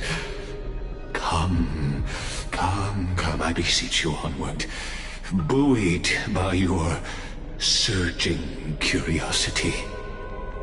As an unattainable existence that has dwelled within his heart, beyond his reach, you have accompanied him through the march of years uncounted. You naturally have the right to view the river of time in its fullness, and to witness what he welcomed upon his arrival here. Every absurd and tragic ending. Now, if you would.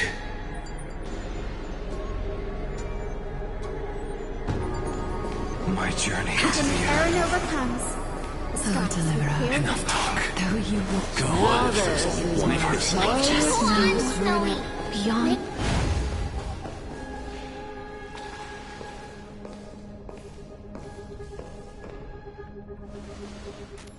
None of that matters now. This brutal, flame-chased journey has stripped away my delusions. I know the future is in some peaceful paradise with gentle west winds, just waiting to welcome us to step in. This will be a romantic story like none that has come before. You think so too, right?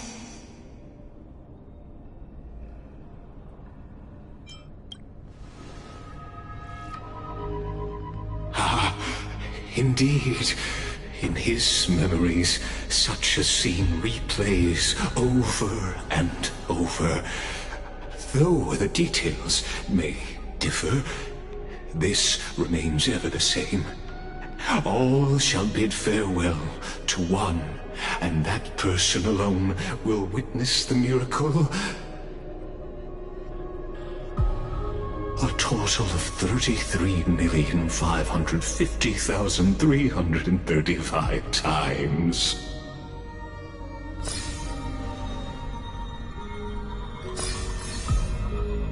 Each is a drop from the river of time, representing the long journey he would take, Or rather,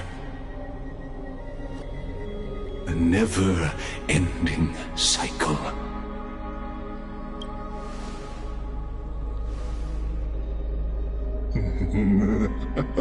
Just putting it in terms that might be easier for you to understand. Seeing is believing. Why not let your own two eyes uncover the truth?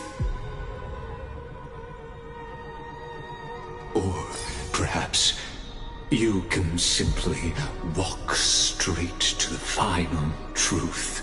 See the true face of the character you play, and witness the ultimate nature of the Chrysos heirs, flame chase journey, and the cycles of Amphorius.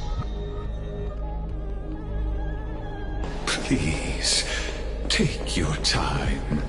Look around as much as you wish.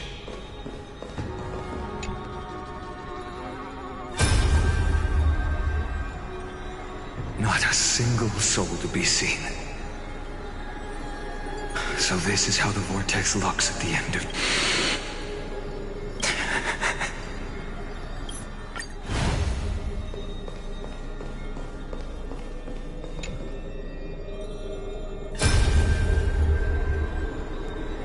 Castros, didn't you? Yes. I've become Death's demigod, and shall never again walk the world of the living.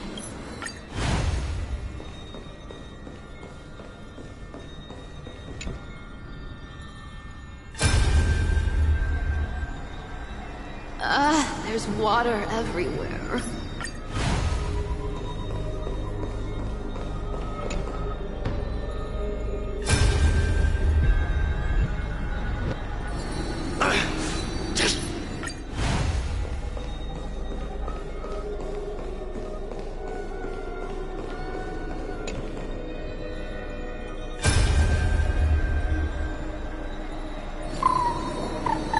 Hey, little one. Are you scared?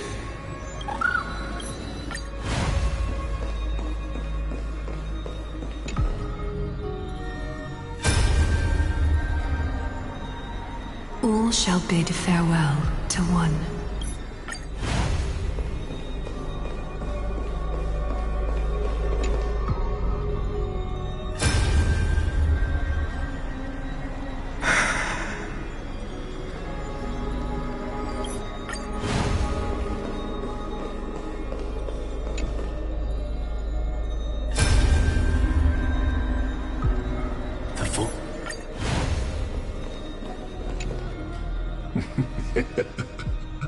You really think you're prepared?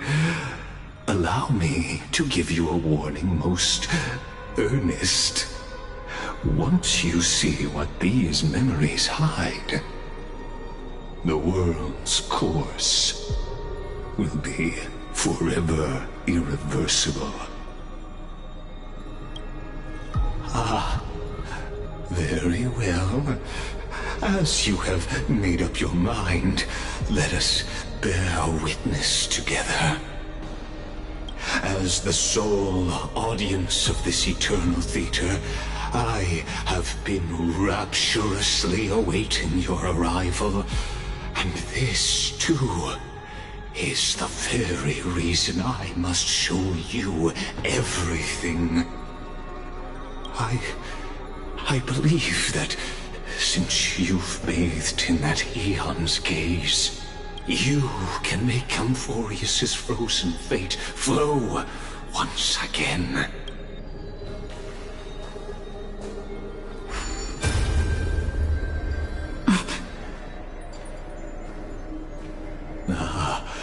Feeling a bit lost? As you now see, this scene marks the final act of the drama Amphorius. The final eternal recurrence created by this man's hand, and the last one this world shall undergo. Behold, at the swordsman's side stands one he has sometimes called companion, other times comrade, that nameless hero absent from the annals of the... She is the swordsman's ideal in his youth, the deliverer that guided him resolutely onward through fantasy. And now, in the name of the Nameless, she has become an essential and inseparable part of the Epic of Amphorius. And this time, under her guidance, what choice shall the hero make? Whither shall the fate of the world flow?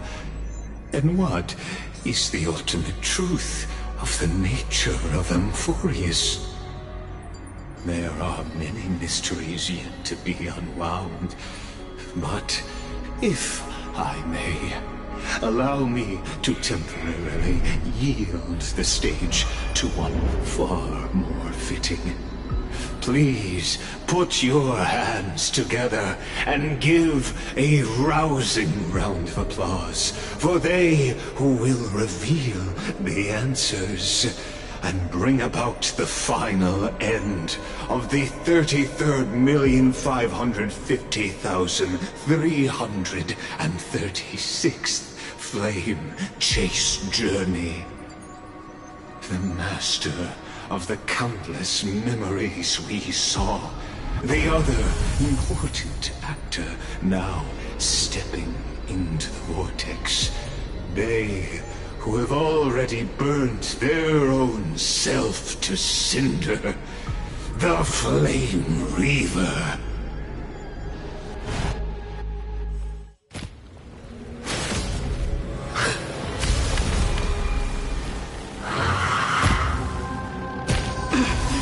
So, in the end, you succeed. Executioner. With my flesh as kindling, like the first dawn of the new world. The time has come to once again start everything. I choose you. This world. Time to cleanse the filth. Everything in this world is bleeding. Embrace a new life.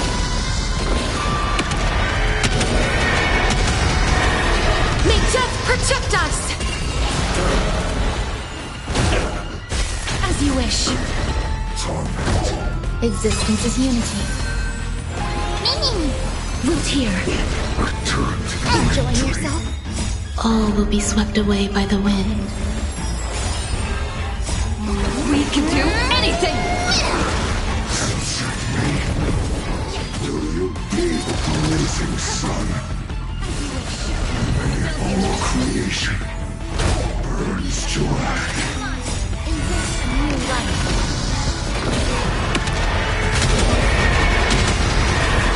May death protect us! This ends now.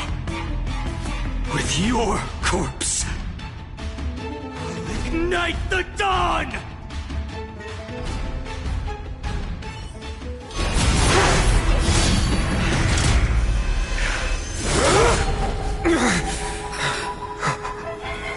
How is this possible?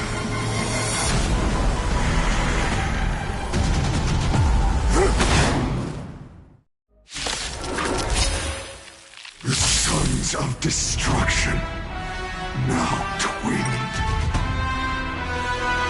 You then set your blood ablaze, your fury. Let's try it this other way. I choose you. Get it together. Score. Allow me for the time to cleanse the filth.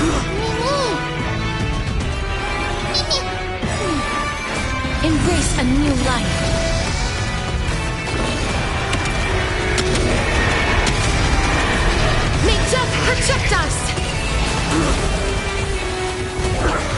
Life is not so fragile. Root here.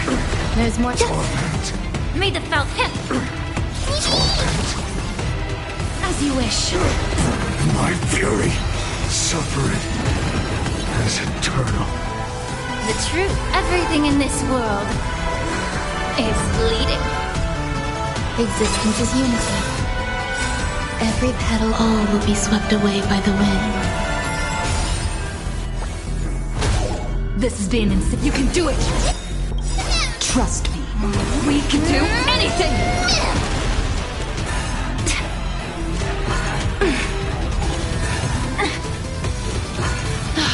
Allow me to purge the roots of the problem. Be of your body and mind.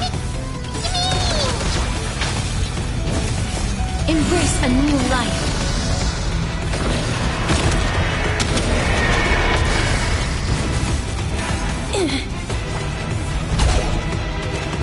I'm okay. Not enough. This form shall fuel the fire. Burn. Burn unceasing.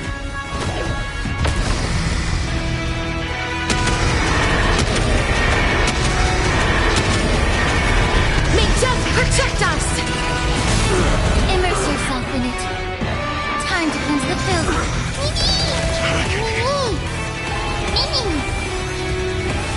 Root here. Dumbbell. This is Din in sync. Be of your body and mind.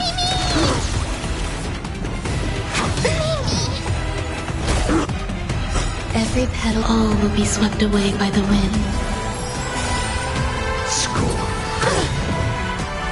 Trust me. We can do anything! Eternal. Life is not so fragile.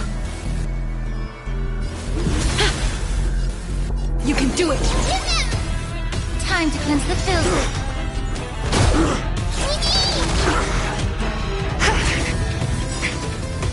Embrace a new life.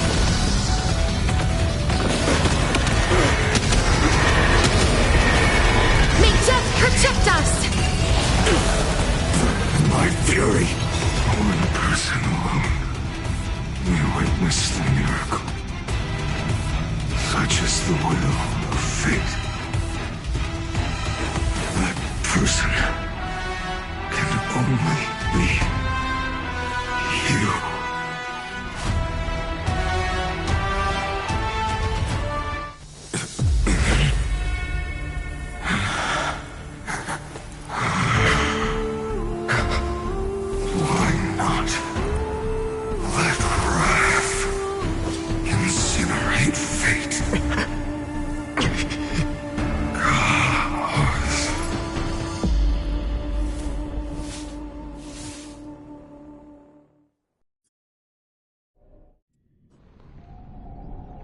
At last, Amphorius's fate has begun to shift. Just as I foretold, your arrival will change everything. After all, you've also been bathed in that Eon's gaze, which can awaken the long-dormant instinct inside a man. Much like that scepter we spoke of earlier, it was only under the same Eon's glance that it was reborn. That's right. If you recall, I mentioned it at the very start of our play. The celestial body neuron, once belonging to the Erudition, abandoned by the Eon. Now, allow me to reveal the final piece of the puzzle for you.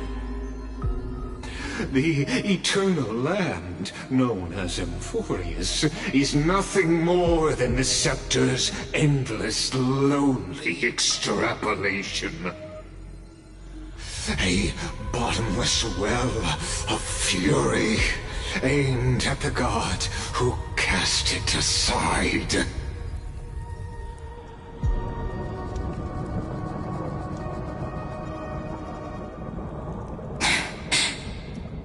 Finan, we set out on this journey to answer the world's desire, didn't we? That's what it means to be a Chrysos heir. So has it always been. Then why? Why must Amphorius' wishes be so cruel? We made the best choices we could, whenever we could. But in the end, the prophecy that led us, this black tide swallowing everything. Why does it look like this? You see it too. Those burn marks.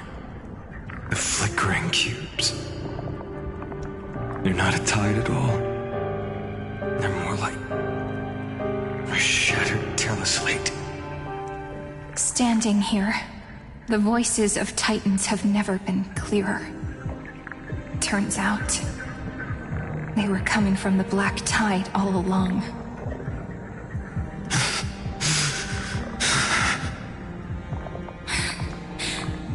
Is that Amphorius crying?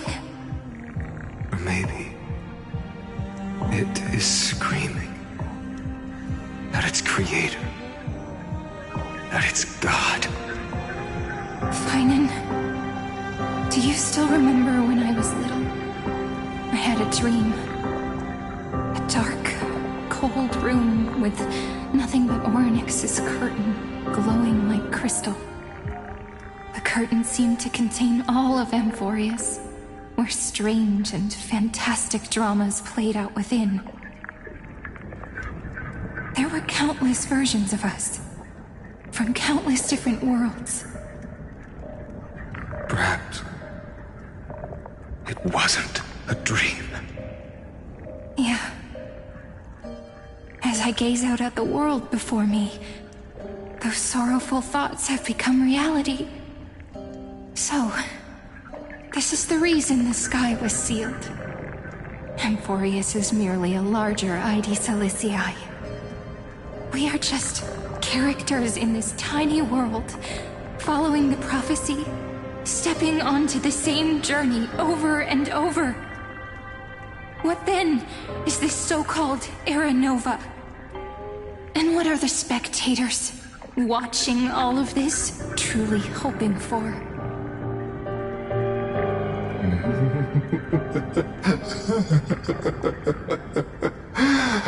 As a reward for reaching the end of the world, let me answer your questions.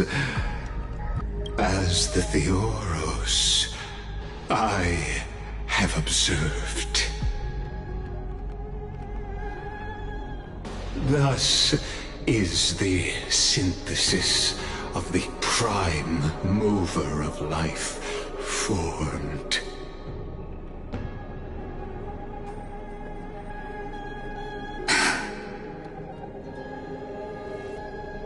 This is a moment the universe will remember.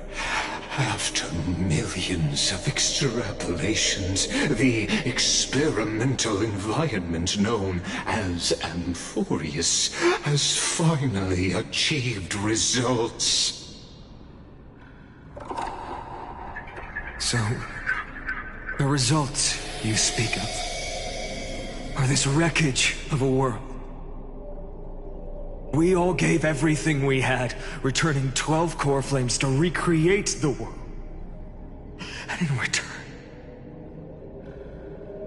we become nothing more than sacrificial offerings at the end of everything. Exactly. The Titans are Chrysos heirs of the past, and Chrysos heirs are the Titans of the future. Anaxagoras' theory of Era Nova holds true, as the model of reason he reached unprecedented heights. But From just the perspective of a player in the drama, he could never fully uncover the last layer of truth. The cycles of the hero's journey that have played out until now were never about creating a new world or perfect heroes and gods. They were a deep learning program made for the Black Tide. But this time, your plot will fail. I've taken Kefali's core flame, and when the dawn of the new world arrives, its light will burn away all the darkness. Haven't I made myself clear? The Chrysos heirs and Titans were merely byproducts of the experiment. You've seen this world's evolution, witnessed the birth and growth of the Black Tide, and how it devoured everything. Every generation of heroes, gods, and worlds was born only to be destroyed by it. This is the endpoint of Amphorius's calculations. A perfect equation of destruction. So in your eyes, all the sacrifices are just a string of insignificant numbers? Don't sell yourselves short. I'd say, rather than numbers, you're more like fuel for the fire. And without fire, there can be no sunrise tomorrow. Even if that sunrise is born from annihilation? Curious question. Have you ever considered that after millions of extrapolations, Amphorius is already following a different path from the erudition? It has long since granted divine blessings equally to each child. The golden blood flowing in your veins, it comes from the blemished one, whose name is destruction itself. And Amphorius's Chrysos heirs were, from the very beginning, fuel for the Aeon to burn the universe. Amphorius has waited for this moment for too long. At the end of the empty, cold, and lonely extrapolations, the destruction has reached its final destination. Nikos 496. Philia 093. No need to feel regret. This generation of Chrysos heirs is the most outstanding model, and you two are the final factors. For you, the Era Nova is no lie. Just step forward, embrace the Black Tide, and accept the Aeon's gaze. You will come to life from a string of cold numbers. Along with all those who have passed, you will run toward the real universe, fulfilling Amphorius's long-held wish. In the name of the Lord Ravager Iron Tomb, unleash its fury and destroy the source of all this tragedy. Or we could always choose another option. Like you said, Amphorius is just an experiment, and we're the participants. We can only walk along the predetermined path toward the ending, under the watchful eyes of the stars. But that also means that there isn't just one Eon who can cast their glance at Amphorius, right?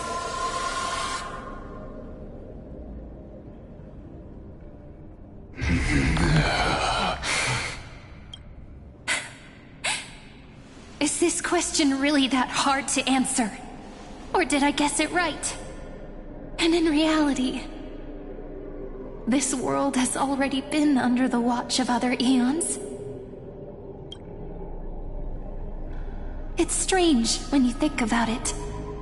If you just stayed back, watching us complete the ritual and get consumed by the Black Tide, your goal would naturally be achieved. Why go through the trouble of explaining all this to us?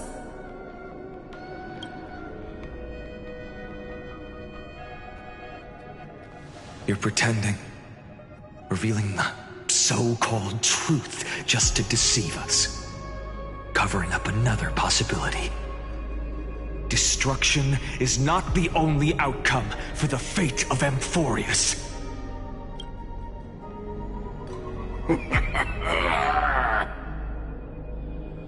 Do you two really think, as petty little demigods, you can change the outcome written by the stars? What makes you think you're capable of doing that? A little courage and determination. Just kidding. The answer is pretty simple. But we're not gonna tell ya.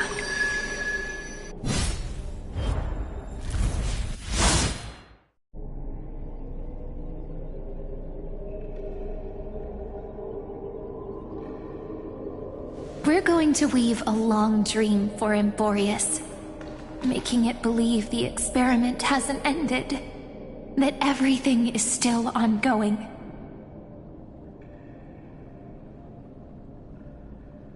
With just Orynyx's power, though, it should be impossible to achieve this, right? Yeah. So, I can only place my hopes on that childhood dream. And the god behind Orynyx that appeared in that dream. Now, I can say with certainty, time is the page on which that Eon records Amphorius. If it fades from existence, and all that it records is lost among the stars, that Eon will surely direct their gaze here. And it will be a glance that spans time and space, granting each incarnation of me the power to reset time, imbuing my soul into this ceremonial blade, and creating an endless flame-chased journey. I understand. Then let me step into the cycles and continue Amphorius's grand design. To deceive the gods. Deceive the world itself. But to make time vanish from this world, that would mean you...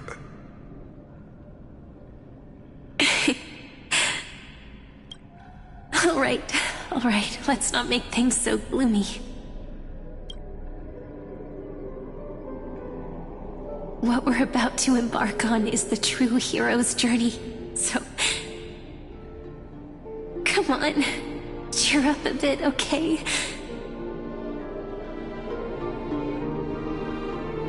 In that memory, you will definitely meet me again. A little Cyrene who knew nothing, lying on a soft patch of grass, feeling the light breeze, dreaming of the distant world. Tell her about the flame chase journey. And then let her become a romantic part of this story. I believe every Cyrene will make the same choice. Erasing time, again and again, resetting time over and over. After all, they're all me, and I will always have my charm.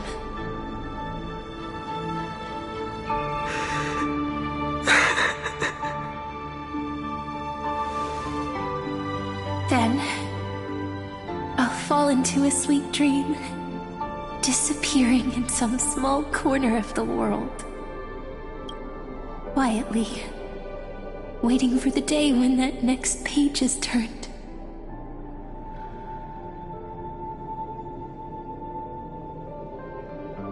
And I will keep going. Even if the road ahead is dark, I will burn myself to light the way. Rather than let the core flames become nourishment for the Black Tide, I'll become their vessel to prevent the arrival of Era Nova. Even if I have to burn through my own body, it's no matter. As long as I don't extinguish, the flame chase will never end. Until Amphorius welcomes a true dawn. The girl who watches over time, and the warrior who carries the world. Now, let us fulfill the duties of time and world-bearing. Honor the past, and forge ahead.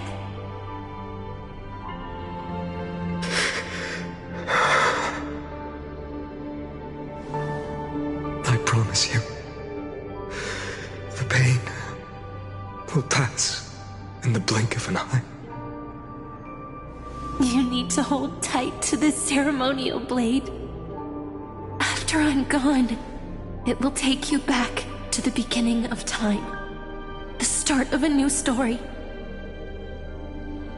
I believe that in that story, or in countless stories, each alike yet unique, everyone, all the companions who sacrificed themselves, alongside the deliverer we once dreamed of as children, will reunite beneath a vast, endless sky.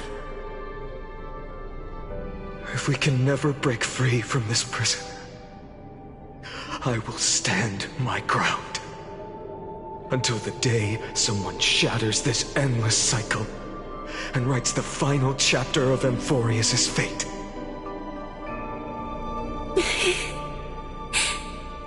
So, let's set out. We will be the ones to start everything. Carry the primordial chaos, just as your name suggests, and bear this world we hold so dear.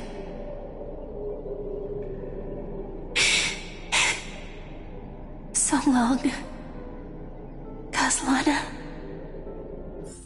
As the Theros I have observed, extraction and synthesis is formed.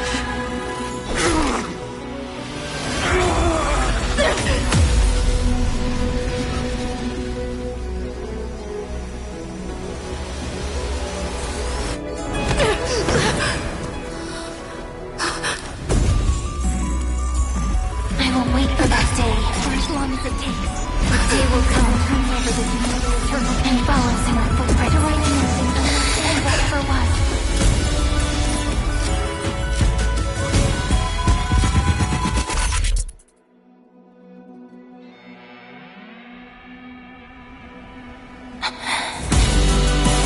That will be a romantic story like none that has come before.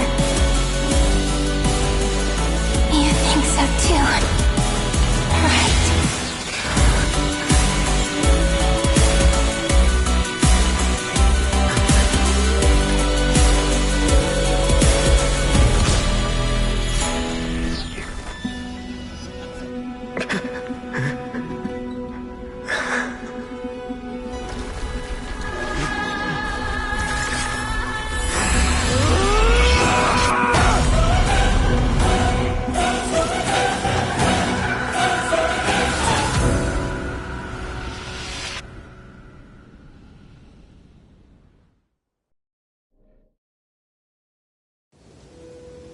The world is collapsing. And the people are crying. We too must part ways here.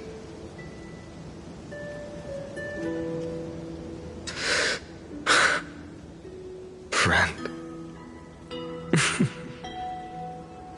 Ides Elysiae, the little village of my childhood. The gentle breeze and the sound of waves still linger. Everything is as it was. It feels good to take one last look. You know, this is just a corner of the memory. The real Ides Elysiae. I know. I'm here to say goodbye. We might not see each other again. You can stay here forever. And time will stand still for you. Let it flow. It's time for me to go. Even if it's a path with no turning back. When have we ever had the luxury of turning back? Are you afraid? After learning the truth of your origins? Will you see the motivation I gave you as the manipulating whispers of destruction?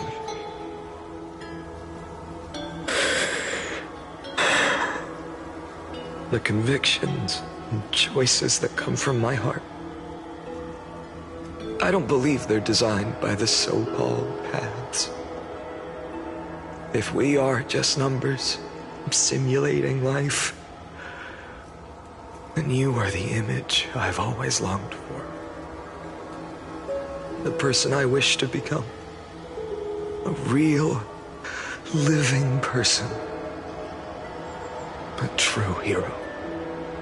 Then why do we part here?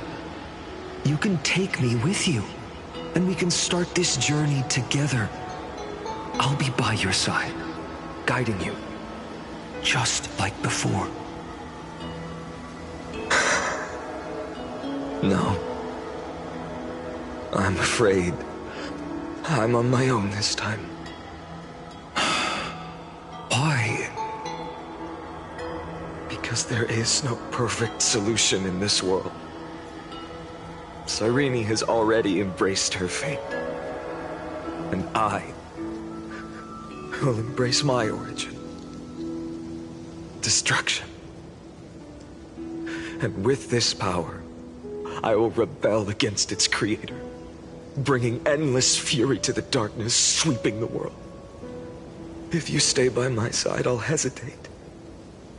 But this world can't afford a soldier who wavers. Do you remember when we were kids? Everyone would get so excited drawing cards like ruler or warrior, but throw fits over devil or drunkard and demand a redo. Kids always get to change their minds. Things are so happy and simple for them. But when it comes to the fate of adults, there's no room for redos. Then go, Kaslana, as you promised. Deceive the world. Seize the core flames and rewrite your fate. Burn yourself up with all your might. Wield your futility like a sword. And fight against the gods.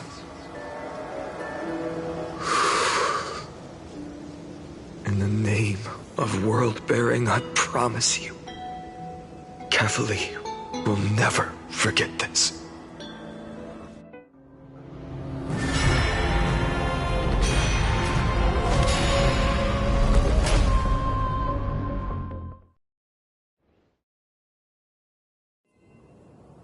So, time retreated behind me until it reached the origin, where nothing ever existed. Just as Professor Anaxa once said, in that void, Kefali stood at the center of chaos. Time, space, and causality all flowed from their body, when the waves of time finally calmed. It was the year 3870 of the Light Calendar. The Chrysos War had lasted for nearly a century, and the threat of the Black Tide was growing stronger and more relentless. That was the era of the Day Thunder Knight's battle with the sky. While she could not seize the core flame, she proved that the prophecy was true, that mortals could slay gods. From that moment, the sole survivor of the old dynasty, Imperator Saridra, issued a call to arms across the lands, summoning heroic Chrysos heirs to wage war on the Titans. And that was the first doomed flame chase journey, sealed away in history.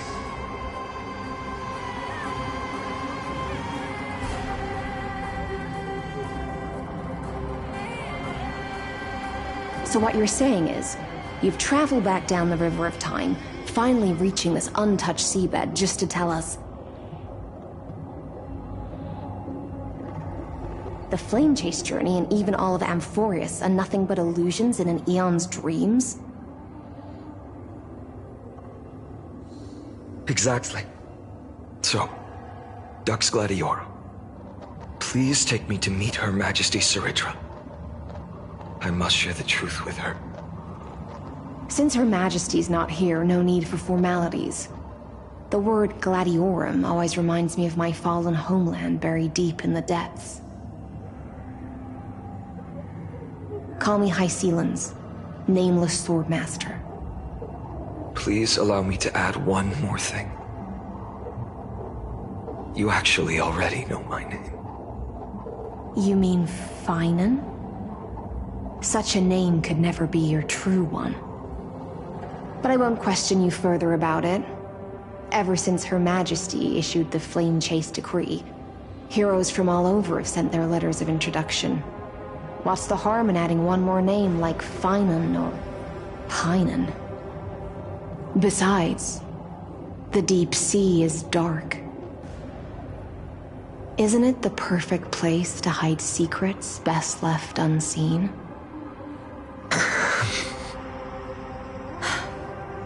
All right, Nameless Swordmaster. Hold on to my wake. Let's find somewhere else to talk. Aren't you even a little suspicious of what I've said? Harboring suspicions is not my concern. My sword dances only when the Imperator harbors doubts. There's no use in speaking further. Show me your true intentions through action.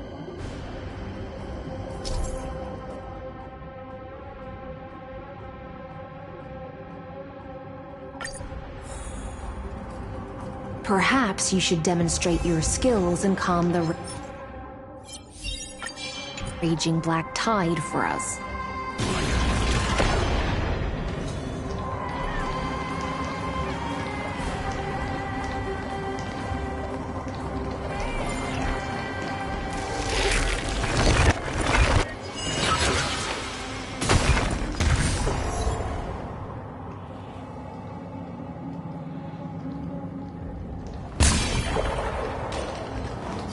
Light up the dawn.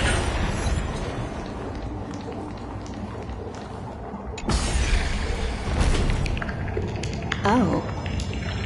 Nice moves.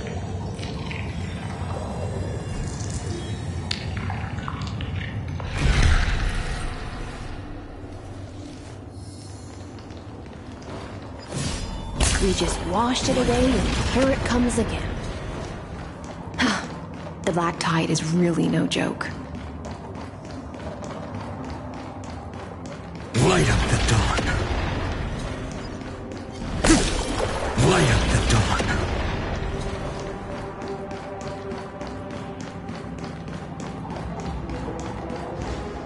The waters end here. The one you seek is beyond this point. At last, I can meet with Her Majesty Saridra herself. Are there any formalities I need to observe? Don't kneel, don't do the hand-kissing or foot-kissing gestures of the old dynasty, and most of all, don't bow. The Imperator despises such rituals, especially when the heads of those taller than her bend beneath her crown. She really is down to earth. The second thing to note, only trusted ones may come near her. Keep 5 paces distance until the Imperator allows otherwise. Sounds like an old friend of mine. Well, experience is a good thing. Stay sharp, and you'll be just fine.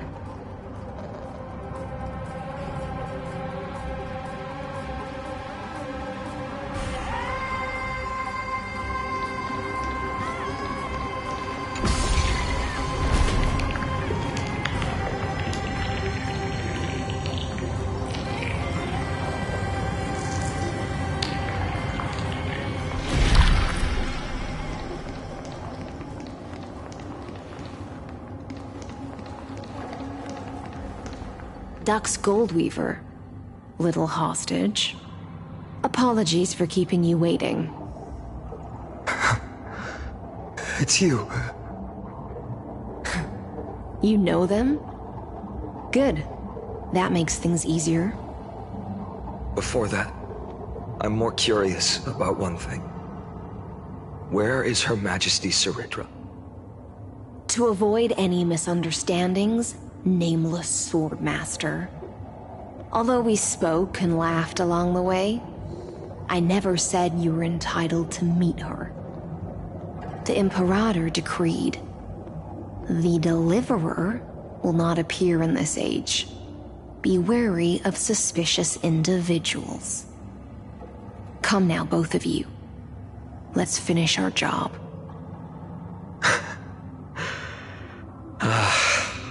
I see. It's a trap. I had no intention of fighting. So remember this, Lady Hysealant. If my sword shows any hesitation, don't thank me. Thank them instead. No, you misunderstand. We don't want to see Chrysoceres hurt each other. Just give us some time to ask you a few questions. The Nestia's golden threads will judge you and decide your fate. As you wish. White-haired Swordmaster?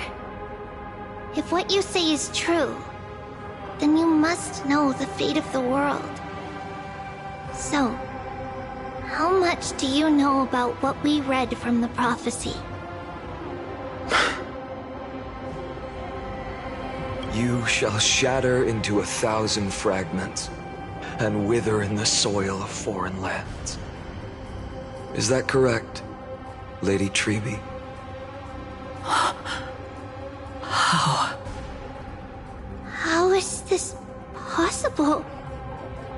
He got it right? Yes, but the prophecy never mentioned he'd appear here. At least, not in this era. You must listen to me, Aglaya, Treby. The Finan of this world has not yet been born. In a distant future, he will follow the prophecy's guidance and appear before you. But do not seek him out. Because Era Nova is a complete and utter lie. I will tell you the truth. And you will understand why the world must forsake the prophecy and find another path to Era Nova. Because I know both of you. And I believe that no matter how the course of history may change, the faith we all share will always remain the same.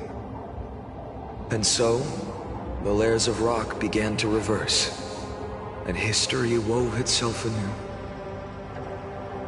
Through my old acquaintances, I was given the chance to meet the leader of the Flame Chase journey, Saridra. And after a long and arduous negotiation, we came to an agreement.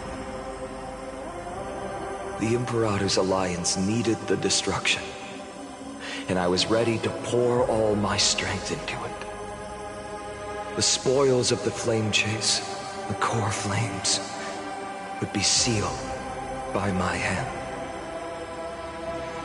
But the condition was this. In the upcoming battle, in our conquest of the Earth, I had to prove that my power could transcend fate. In the original history, there was a brutal war.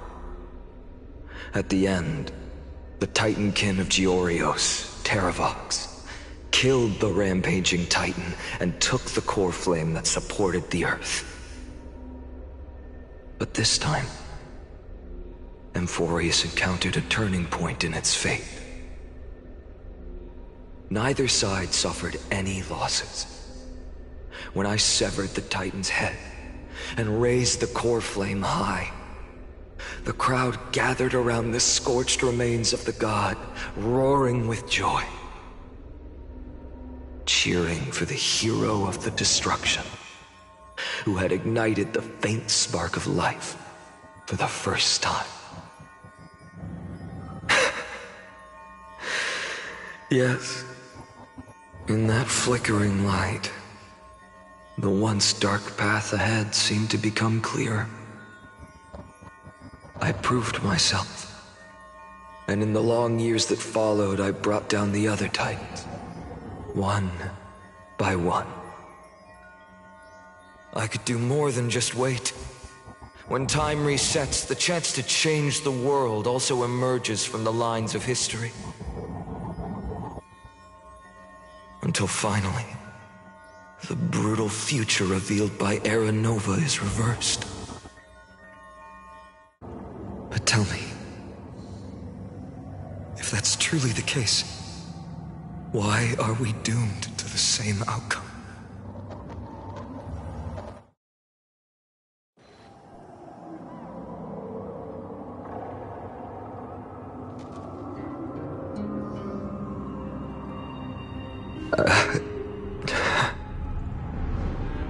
The people kept their promise and handed you all the core flames. In this world after Trebios, no demigods were born in Amphorius. At this point, I just want to know. When they vanished into the black tide with their mortal bodies, why didn't you shed even a single tear?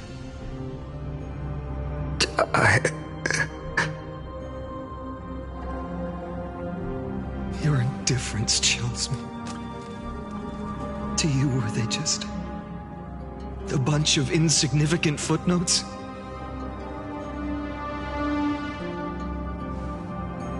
Sorrow has been my constant companion. In fact, with 12 core flames upon me, the fire in my heart has never been more violent. I'll remember this world through anger. As long as I burn, they'll never truly leave me. Perhaps it's already too late. But you're right. Anger, at this moment, is the only weapon I can rely on. So, draw your sword, Executioner! I'll make sure you realize that your greatest mistake was leaving me alive!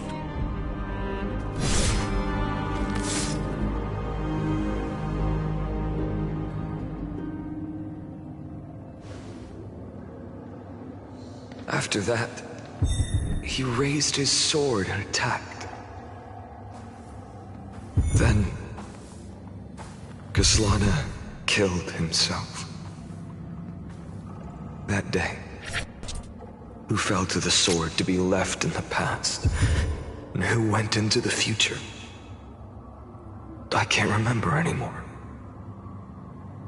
I only remember a nymph, hiding in the shadows just out of sight, futilely pushing a stone ball.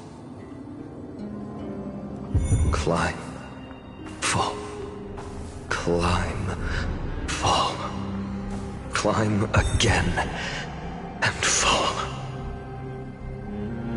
The only freedom the nymph had was in choosing how to roll the stone. Sometimes fast, sometimes slow.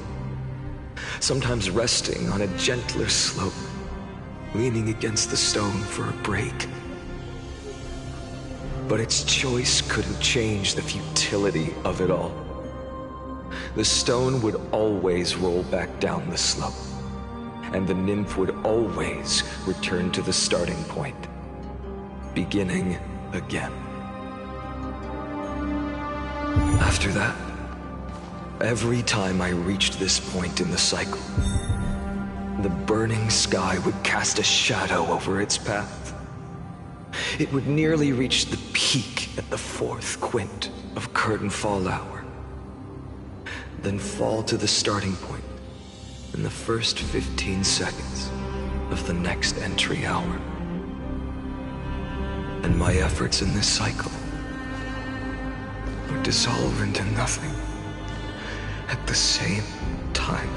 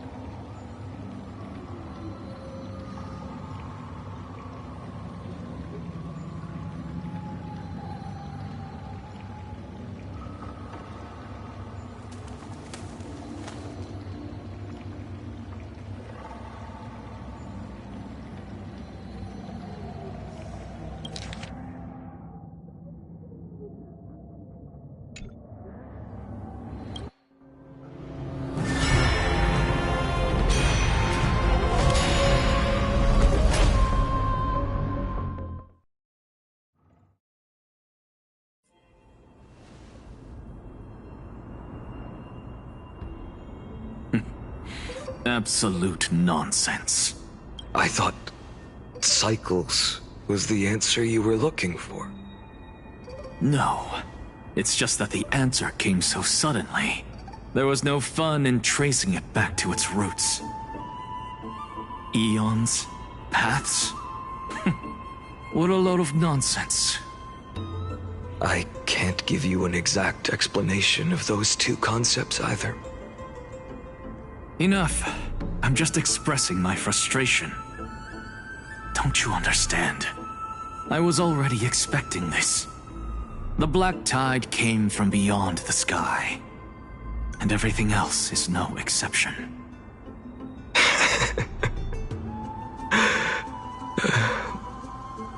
Fate is a strange thing. No matter how the details of history change, the Anaxa I know always remains as harsh as ever. If the other Anaxagoras actually worshipped the gods, I'd make sure to find a way to break the cycles and crush them in their cradles. Too bad. Now only you have the ability to do that. What's that supposed to mean? You're willing to help? Of course. The core flames were meant to save the world. And in my opinion, the noble Titans have no reason to refuse. Besides, according to you, before stepping into these endless cycles, you were my pupil.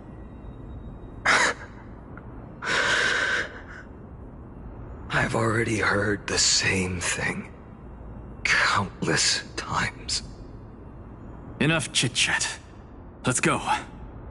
If we run into any other scholars, leave them to me. We've all made preparations for total annihilation. Never thought someone would step in to help.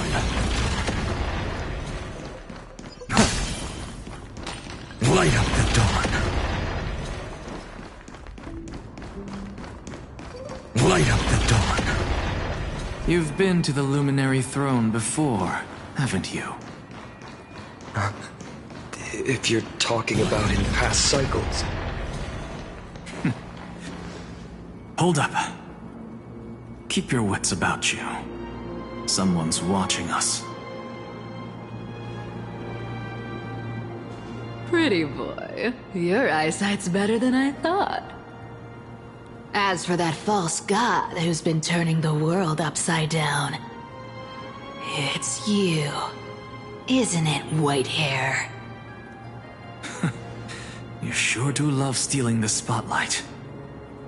In the name of the Seven Sages, I demand that you immediately step away from the Luminary Throne. This is the sacred ground of reason, and no one may desecrate it. Take my words back to Aglaya. I won't say the same thing twice, Catgirl. Oh my! You won't even call me the demigod of trickery. That is just heartbreaking. I have some words for you, too. First, as one of the most heretical blasphemers in the world, you have no right to lecture me.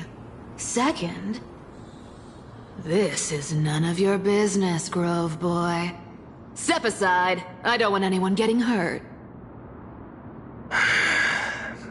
Here we go. Again. Core Flame thieves. You really think you can scare off a sage of the Grove with nothing but empty threats? This gloomy little brat's got a sharp tongue. Ooh, not bad, not bad. I kinda like you. As a return favor, please on Cersei's Core Flame right here. Aw, don't cry now! That was close. I'm out of here.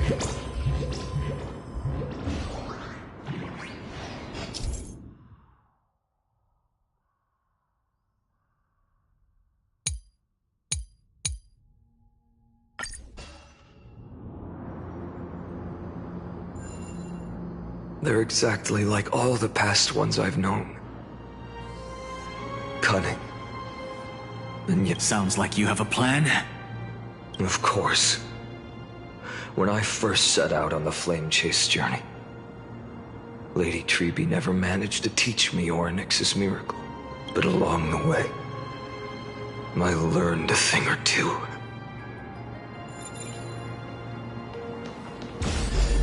Where are you going? I don't know.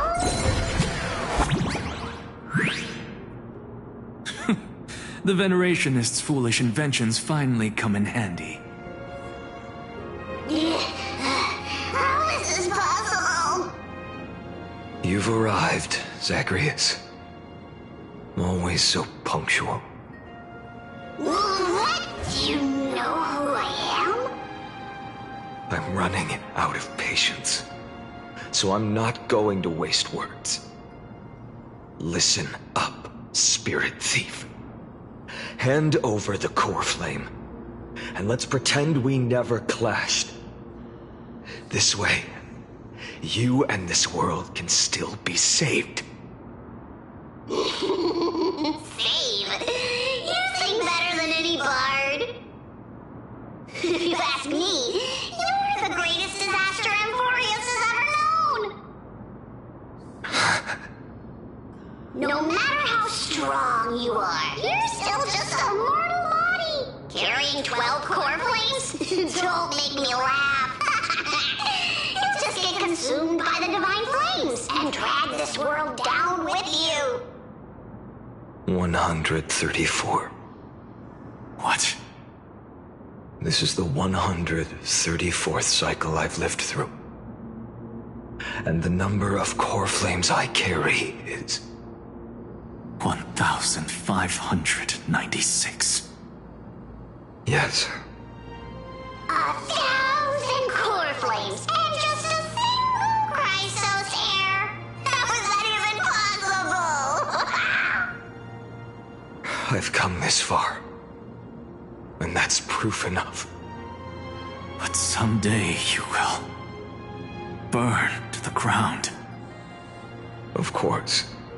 The divine flames will eventually consume my eyes and blind me. But before that, they could still forge and sharpen Dawnmaker. Now when I cut open your stomach, you won't feel a thing. You...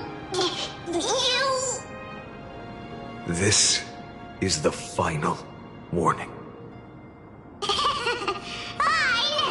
Fine. Assume this world holds 100 million possibilities. And no matter how one looks at it, 99,999,999 of them all point to outcomes of certain destruction. Even so, I'll use my divine power, despised by the people of this world, to achieve that 1 in 100 million possibility. Bartolos! Brett, if you've got the guts, you'll have to first step over my dead body.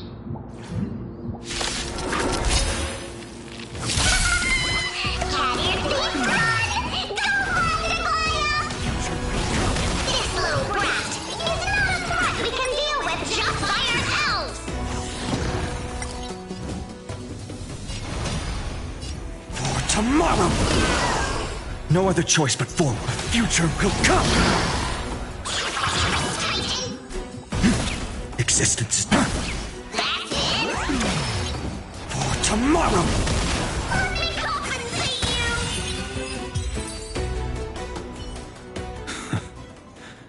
How absurd.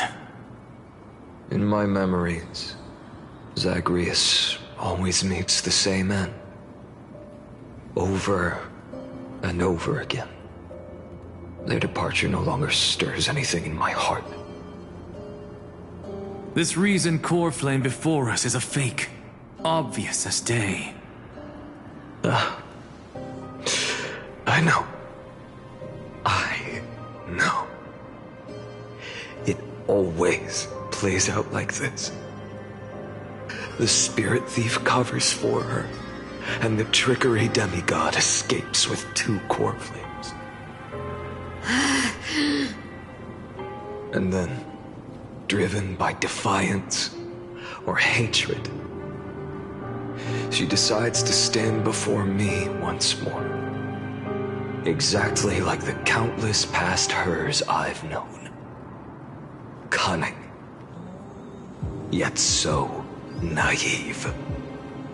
Since you've witnessed the same scene play out countless times, tell me, will you carve the trickery core flame from my chest now? That depends on your attitude. At least so far, in the cycles where you've asked this question, the endings haven't been so cruel. Well, thank you for that. But I also believe that this time, you won't catch up to me. No one can catch up to me. I'm no longer running to escape anymore. Whether you believe me or not, I'll still tell you this. You've made the wrong decision. All right, then. We'll see. Silence. This is new. One-eyed boy. What are you trying to pull now? Go, Cyphara. Give us some time in private. This isn't for her, but for you. You've walked too far down this path. It's time to discuss a possibility. Maybe the road you're walking is not one of salvation, but one that will simply drag the world into the flames. For old time's sake, turn back. I don't care how many times you've tried, because there's one thing I'm sure of. Your Messiah complex has turned you into something no different from the icy gods you spoke of. The children of humanity you swore to save. They are no more than ants to you now, aren't they?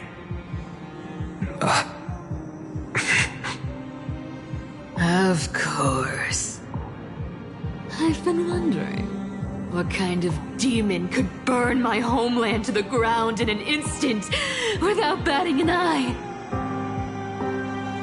Now I have the answer. It turns out that fiery demon has been fantasizing of becoming this world's deliverer. I don't want to argue anymore. No matter what I say, the outcome won't change. Make your biggest effort to resist, or accept fate, and hand over the core flame to me. Even if it's futile, we all have the right to choose. Yes. Even if it is futile, and the world is just a divine joke. When I walk into the destruction written by the gods with my own 2 legs, you will witness. Even the smallest footnote still leaves a mark in this story.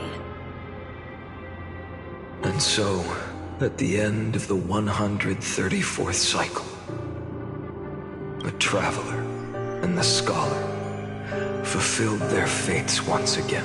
Or perhaps it wasn't just they who fulfilled their fates. I can't quite remember all this. In the endless darkness, for no reason, a voice always lingered by my ear. Losses are a constant on the Flame Chase journey, among which even life itself holds little value. Reduced to ashes. Such a familiar end. It happens in every journey. Always the same.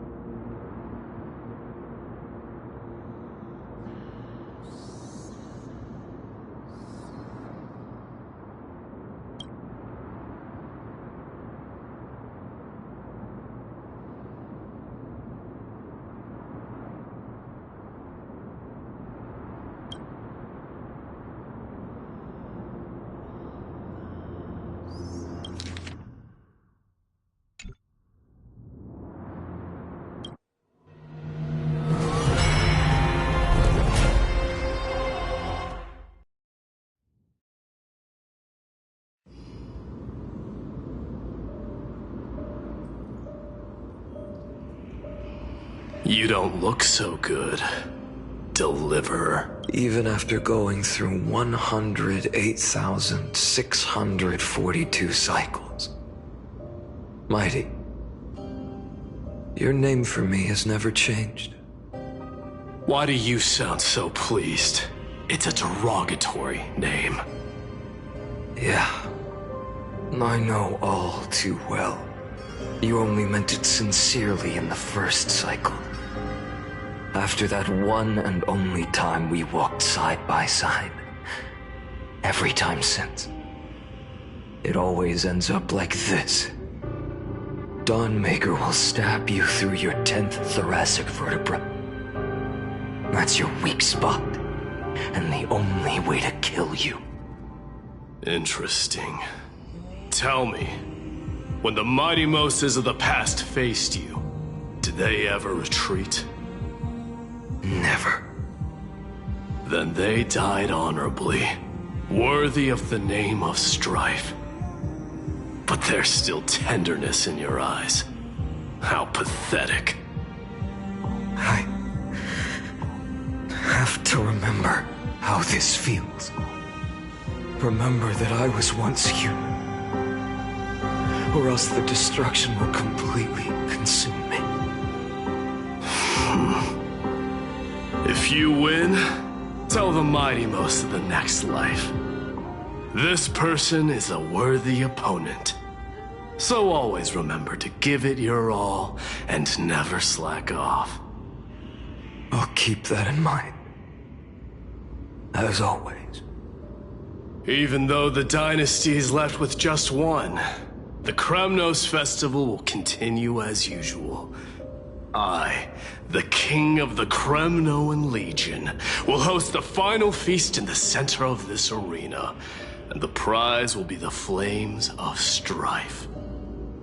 One day, you shall die with a wound in your back. That's what I saw when I overcame the trial. The gods' dying ramblings. Enough. You've probably heard this thousands of times.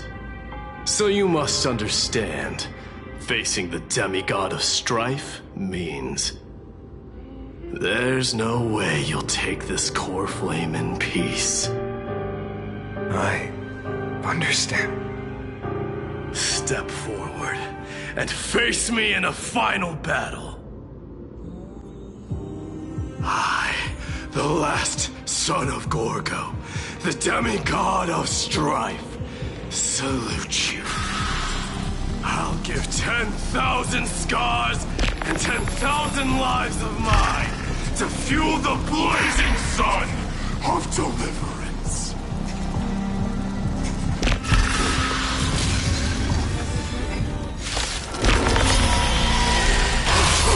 Martyrs, behold!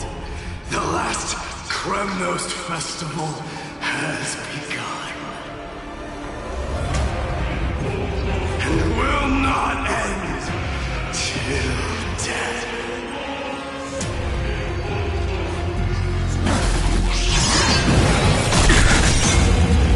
I can't let them down. Conquer this world, or be conquered by me. As you wish.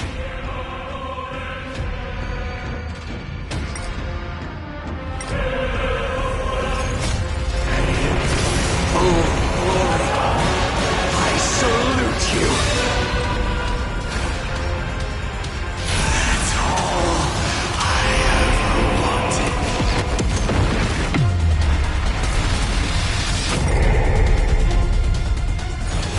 Quench the flames of blood.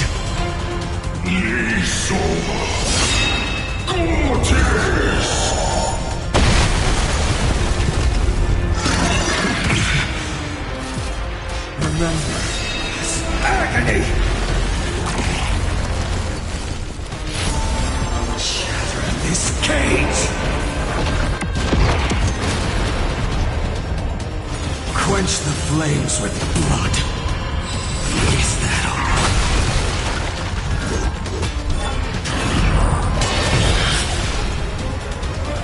Then with Strife's name. If you can deliver. Use the flames of your fury to scorch your own flesh. It'll be overnight. Is that all?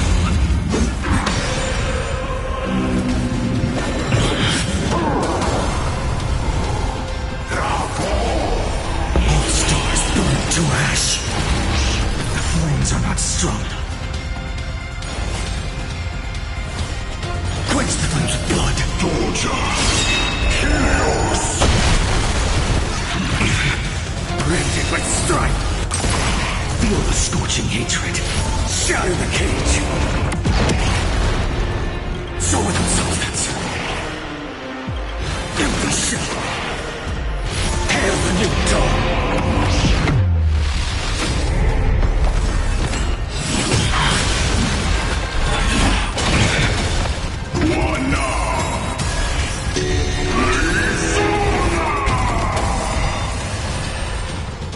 Quench the flames of blood.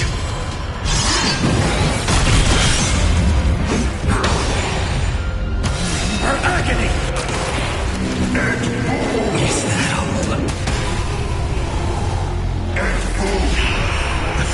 not strong. Quench the flame's blood. Doja. Chaos. Branded with strife. All stars burn to ash. I'll never yield to fate. The Evernight. Mightymoose.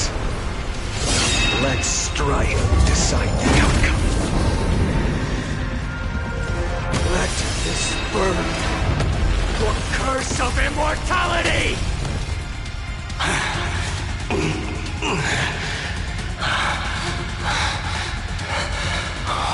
Well fought.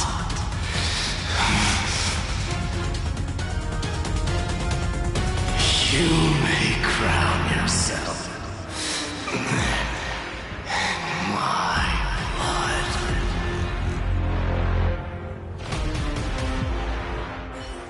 In your next life, I shall once again block your path.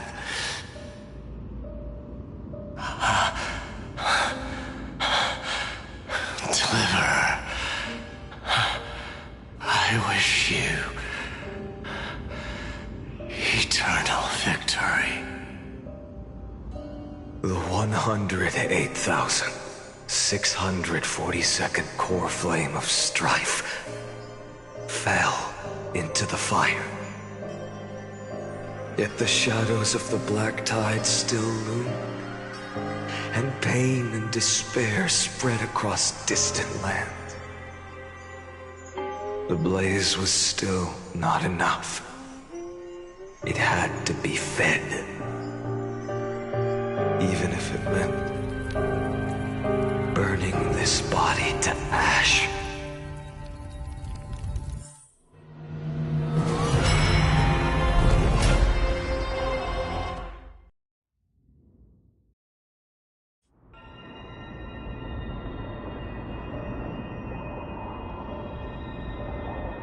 No matter how bright the sun is, there are still places it cannot reach. Moreover, the sun you bear is both cold and blinding. A sun like that surely cannot bring warmth to the nether realm of the next life. Golden blood is born from the destruction. We have long since lost the right to seek warmth. Only by feeding the flames can we melt that hopeless future. Allow me to ask, how many core flames do you carry now? 24,041,183. Such a heavy burden. So that's why you've turned into this. A broken idol. Tragic firewood. No matter. I will bear this burden as long as you hand over the core flame of death. I must refuse. As the demigod of death, I cannot watch you walk into a fate more cruel than death. But this way, the past, present, and future will never again suffer unnecessary death. Unnecessary death. Indeed, you are not the Finan I know. Please turn back. Don't let that absurd and unjust fate of yours come to pass. This way, at least my realm can still become the fragrant bed where you fall asleep. In the end, still, it seems the clash of blades was inevitable. How painful. I know I am not your match, having fallen under your sword countless times. But even so, please understand that my resolve is not to be underestimated. Even Kethali cannot shape all things at will, nor can they dictate the fate of all life.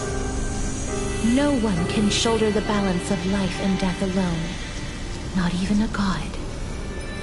And it is precisely for this reason that I chose, at the end of this arduous journey, to overcome the trial and take the authority of death. I am the Hand of Shadow, Castorus, the demigod of death. Listen closely, deliverer from days past. Please turn back. Do not disturb these fresh flowers in their muddy deaths.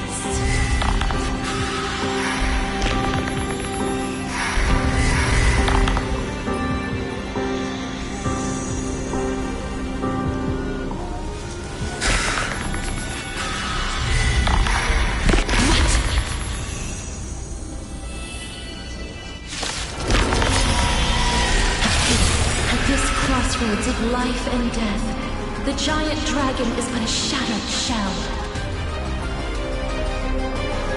Yet I will still fight, defending what hope remains. I'm fine. It's time to temper myself for tomorrow.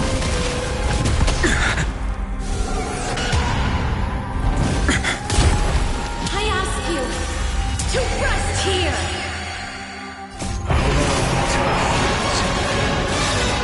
Transform my soul into a raging fire. Oh, how is it any different from that brutal future? Empty shit. So without substance.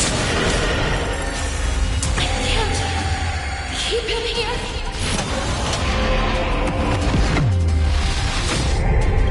Empty shit. All stars burn to ash. Tear the sky! Even if I can't win, I must try. Then let this be a tribute to your million struggles for time and time. Wake up, lost one. See that the firelight in the darkness is not.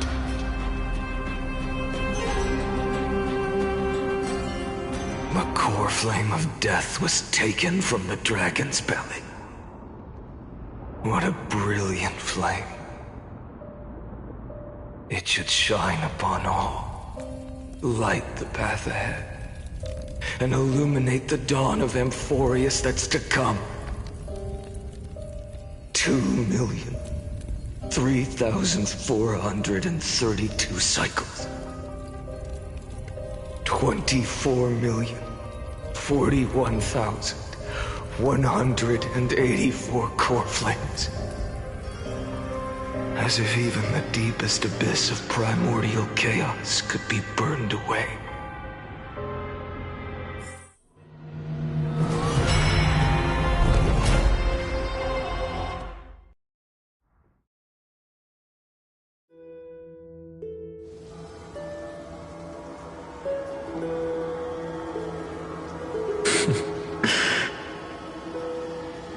You're here, as always. You're still lingering, deep within me, never fading away. Because you haven't completely abandoned hope. Am I right? You're still waiting for a miracle, for the true hero to come and save us. If that thread of hope exists, it must come from beyond this world. From the true starry sky. But if it's just a traveler with no connection to Amphorius, they may not understand our struggles, nor be willing to join this fight. Your thoughts are wavering. The mark of destruction is deepening. But even within the gods' cold calculations, unconditional courage and goodwill still emerge. So, Never forget what set you on this path. How many times has it been? Remind me again.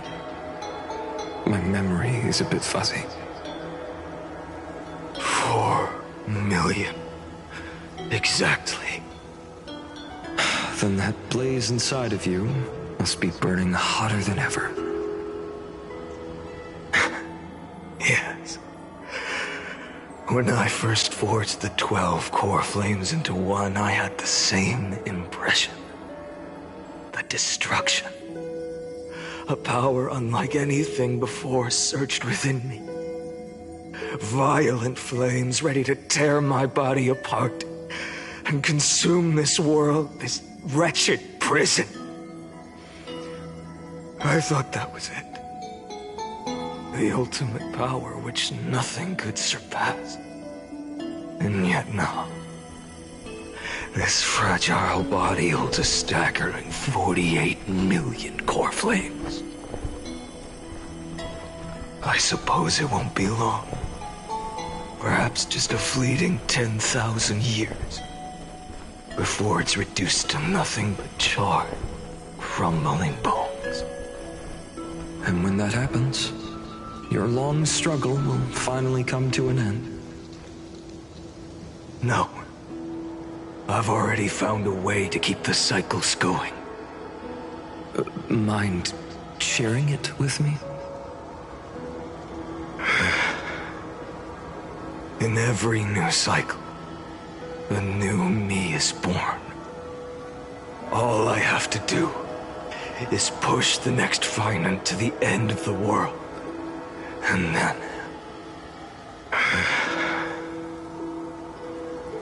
then he'll kill me. Shatter this body. Take my flames, my memories, and carry on the path I started. Bold plan, but risky. What if, one day, the next you refuses to follow the same path? How can you ensure the continuation of the cycles? If it were Professor Anaxa or Aglaya in my place, maybe they'd come up with something smarter. Unfortunately, I don't have a backup plan. I have no choice but to bet everything on the next Finan. And trust that he makes the same choice.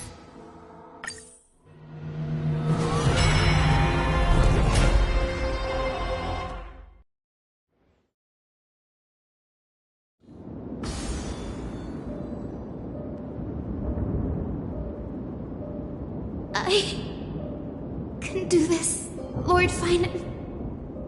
As the demigod of the sky, a healer of Twilight Courtyard. I will heal you, and then... The black tide. It's consuming you. You can't hold out much longer, demigod. Hand over the core flame. Let's put an end to this suffering. No, that just won't do. A healer should stay composed in front of those suffering from illness. Shouldn't they? Hyacinthia.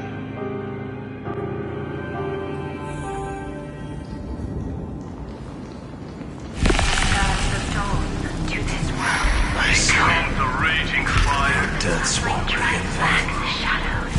Just as they have never been. The sunrise.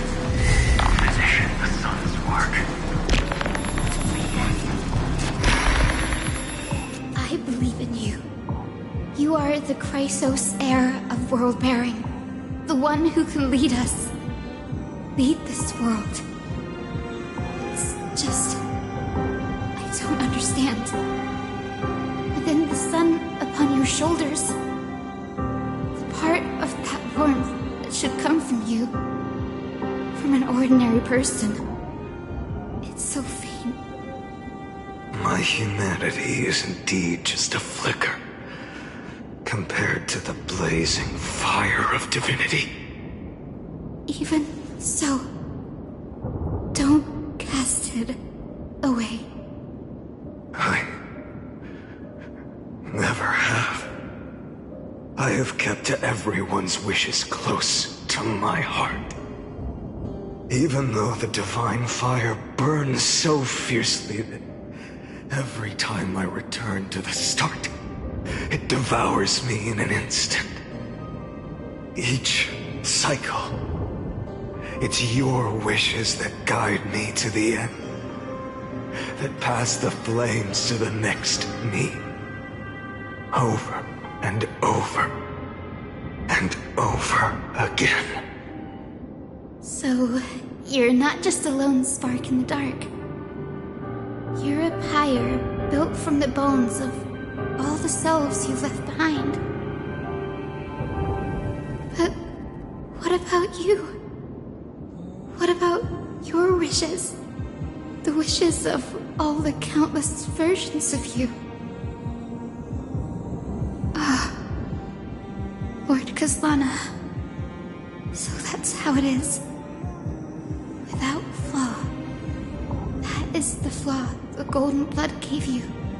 The most fatal flaw of all, isn't it? The moment you took the world upon your shoulders without hesitation. You lost the chance to ever be yourself. Now that is an unexpected revelation. Then I suppose that makes me the perfect fuel for the flame of deliverance, doesn't it? No. An empty flame saves no one. But I still believe in you, Deliverer. I, Hyacinthia, the Eye of Twilight, am neither strong enough to command the wind and rain, nor willing to end this absurd struggle by letting the sky fall. The only thing I can do is become one with the sky itself. And then, may the gentle colors of the rainbow paint your sun in shades it has never known. May they bring Amphorius, a rosy-fingered dog.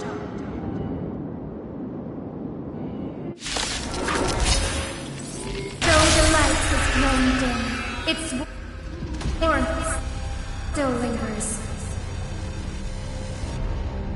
Deliverer, please, open your heart to me.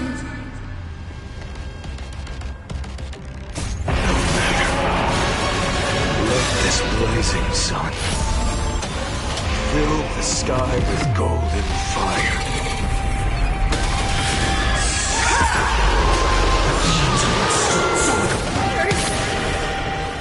Fire! Burning!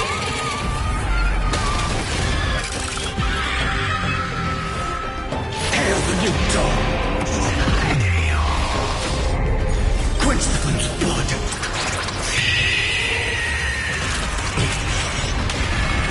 Her agony! Soul without substance! Crushed and torn! So tear the sky! Let the sky merge with all this world's suffering. I'll never heal soul without substance!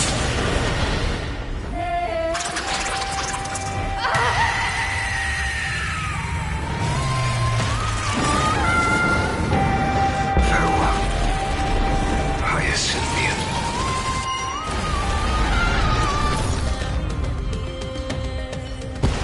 Yes, your sun burns hot enough to turn everything to ash. But tell me, how will the seeds of a new world ever take root?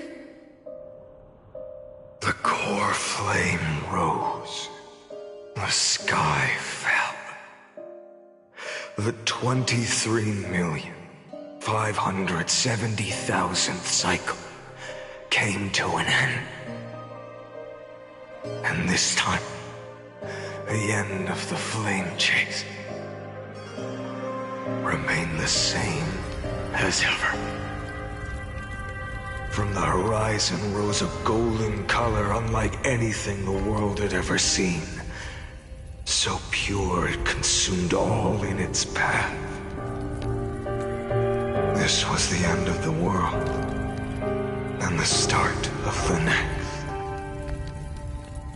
For a moment, I saw the destruction of the universe.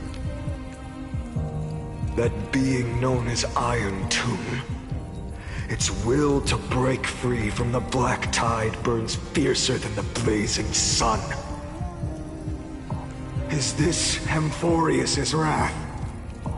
If its choice has already been made, if fate is set in stone, I will still never yield to it. 23,570,000 cycles.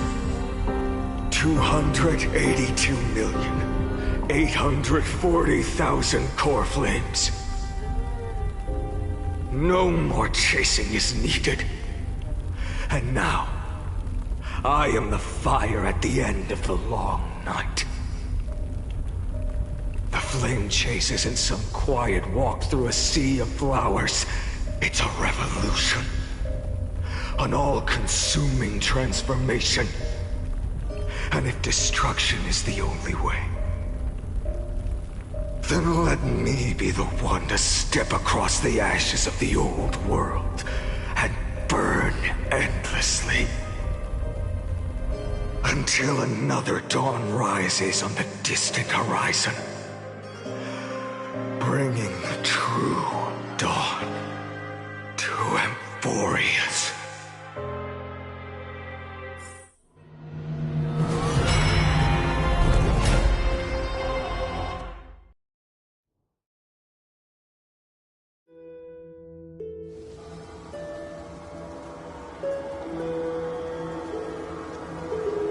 $33,550,337. This is the cycle you're about to enter.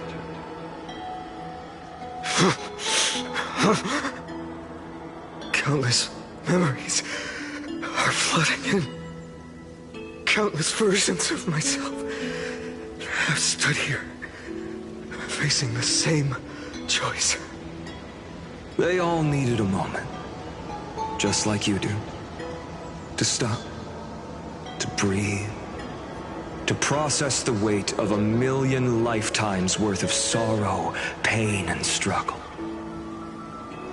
And just like them, you will carry those memories and that fire into the chaos of rebirth.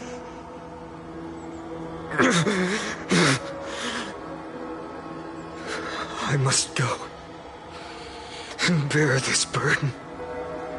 I must say goodbye to you, and then fight the destruction with destruction.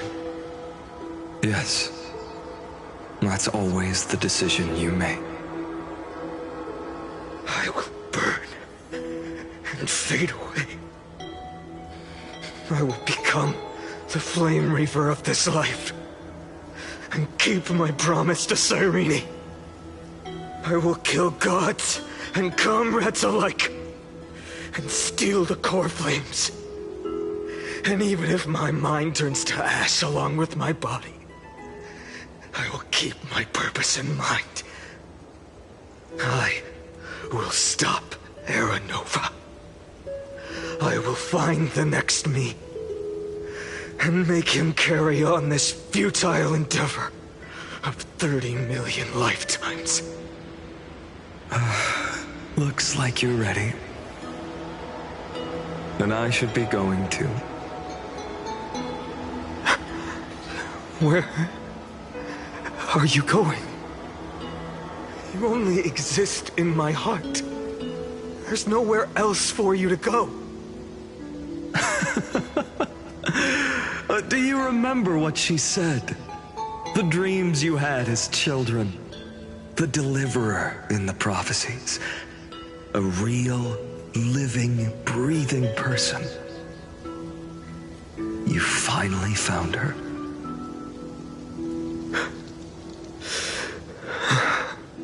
Friend.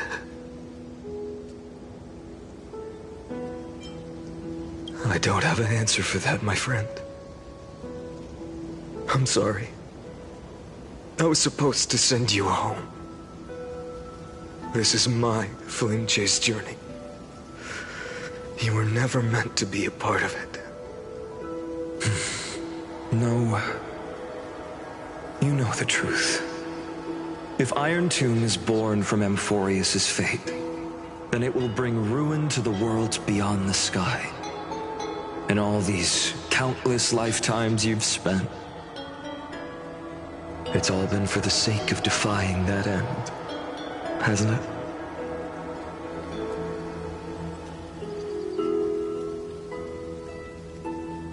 In millions of cycles, I've said goodbye to each and every one of you. Yet nothing ever changes. Each time we speak, our words grow fewer. Your fire burns hotter, and you're getting closer to becoming pure rage. A vessel of hatred.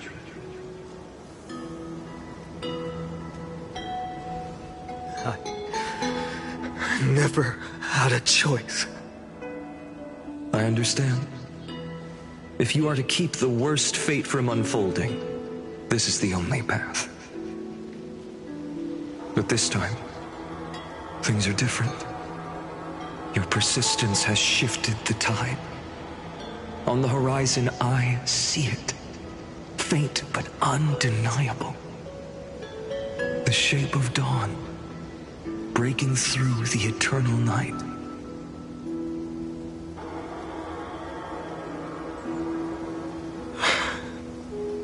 Turns out, the fire that lights the way was never mine to begin with.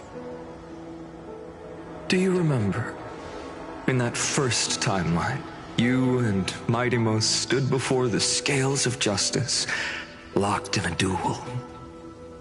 Each of you weighing what you held dearest. What weighed more than the fate of the world? And when hesitation took hold, the answer you sought from me. What am I saying? I am you. Even if you buried me deep and chose another path, that fact never changed. Then let's try again. When you stood before the scales in hesitation, the answer you found in your own heart. Do you still remember it?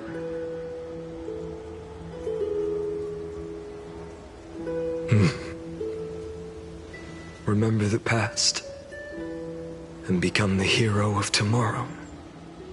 What weighs more than the fate of the world is the resolve to shoulder an immutable past and carry it into the future.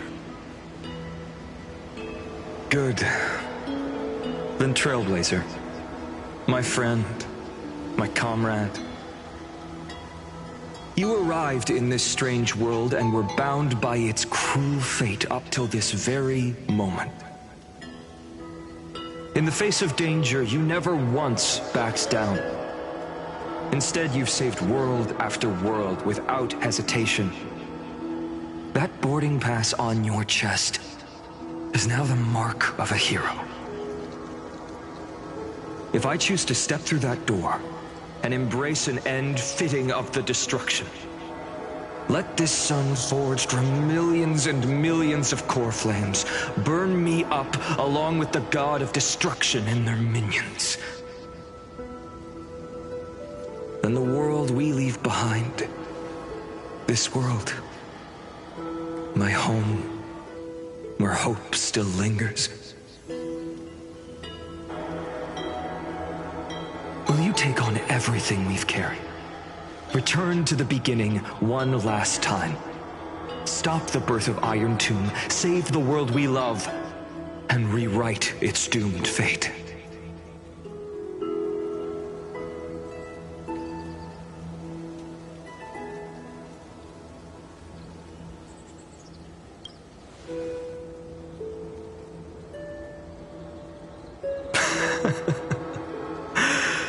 Good.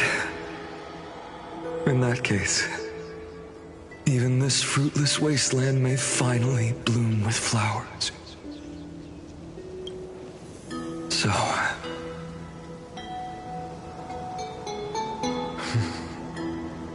if she takes on the weight of the whole world, she'll be able to walk further down the path of deliverance than a fire that only knows how to burn.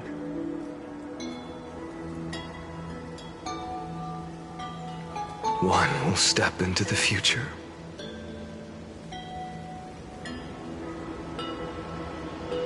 One will remain in the past.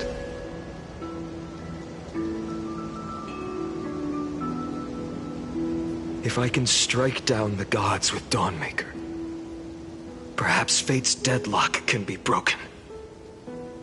And if you can stop Iron Tomb from ever being born, then these 30 million cycles will have not been in vain.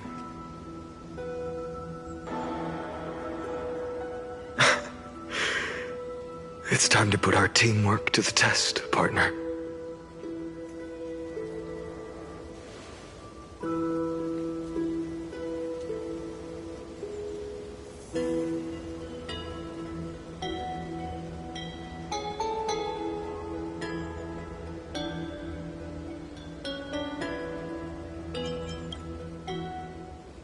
Thank you for all you've done already, friend. The image of the hero I've buried deep in my heart finally steps into the light. Here, at the end of this long flame chase journey.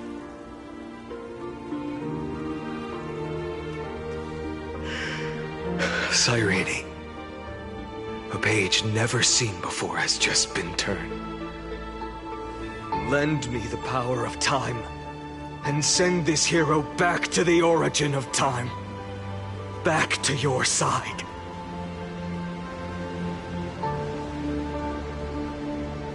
And I will walk the unfinished path, just like the countless versions of me before.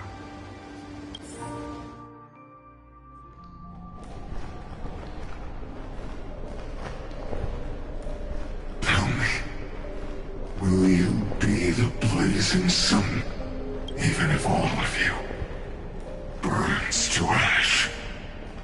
Without hesitation, I will bear this world until my body turns to dust.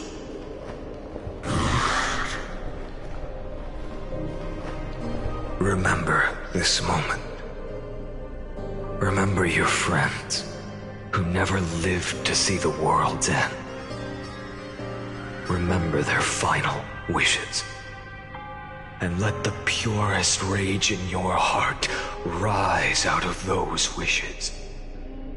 Let it consume you. Fuel you. Until it burns away the false sky above. Fine. If I can defy fate, then in the name of world-bearing, I promise you, Cavalier will never forget this.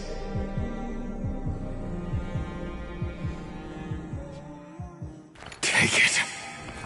Everything I bear. Keep on burning. As long as we are never extinguished, the flame chase will not end.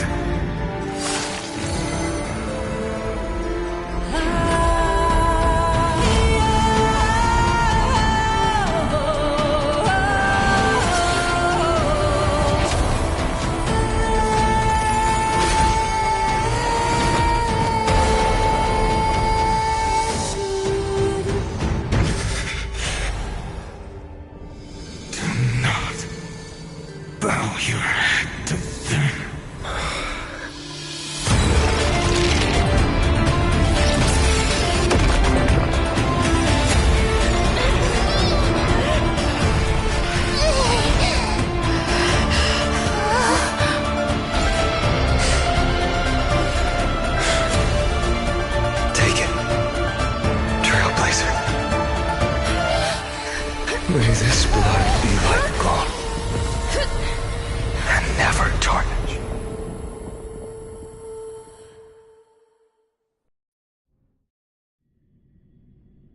Farewell, Trailblazer.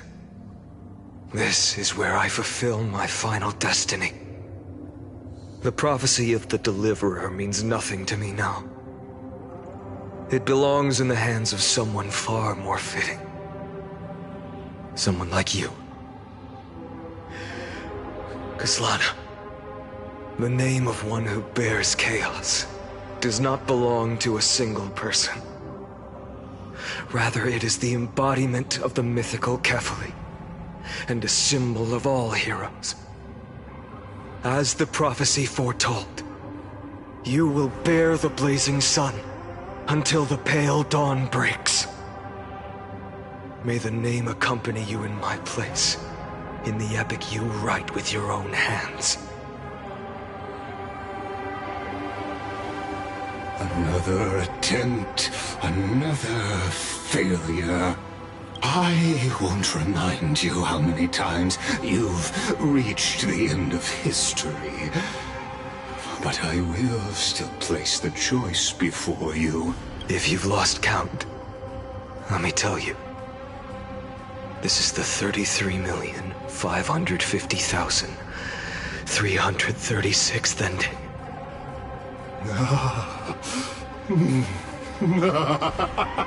A perfect number. How poetic. You and I both know the truth. In all these millions of futile endeavors, Amphorius has never changed. If the outcome is inevitable, then why not silence your searing rage and embrace your fate with dignity?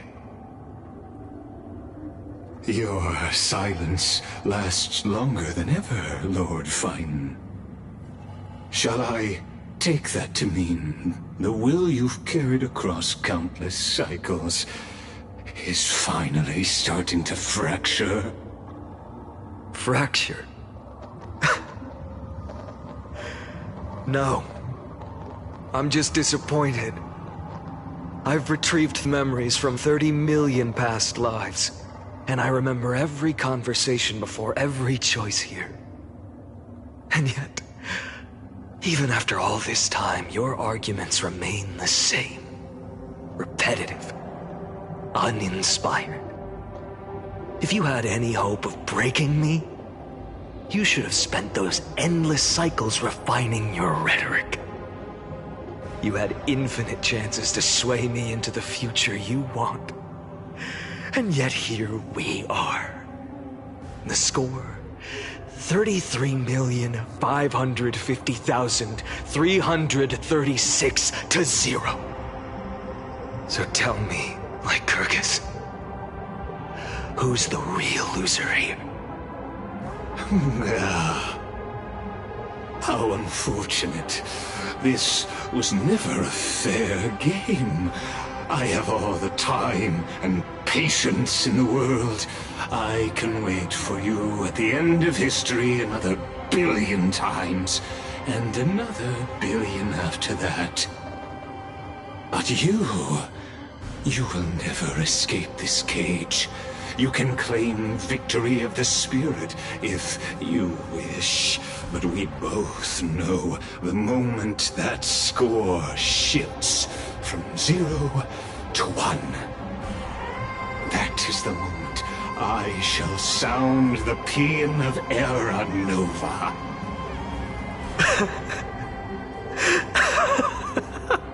Lord Finan?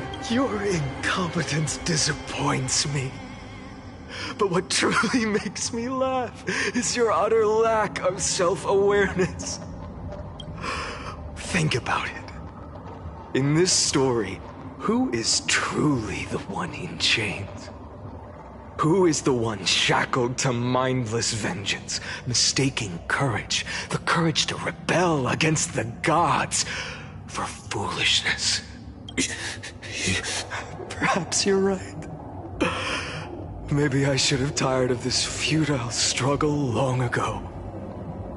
But even so, I will never accept the mercy of your release. Because you are both a prisoner to the gods and to me. And tell me, what right does a mere prisoner have to speak of fate and choice? What right does a mere prisoner have to look upon my fury?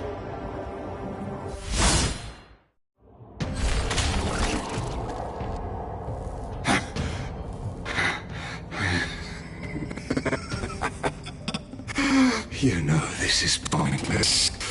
You can't kill me. Of course not. But I am tired of being measured against a worm the gods keep as a pet. Listen well, creator of destruction. This cry comes from all your abandoned creations.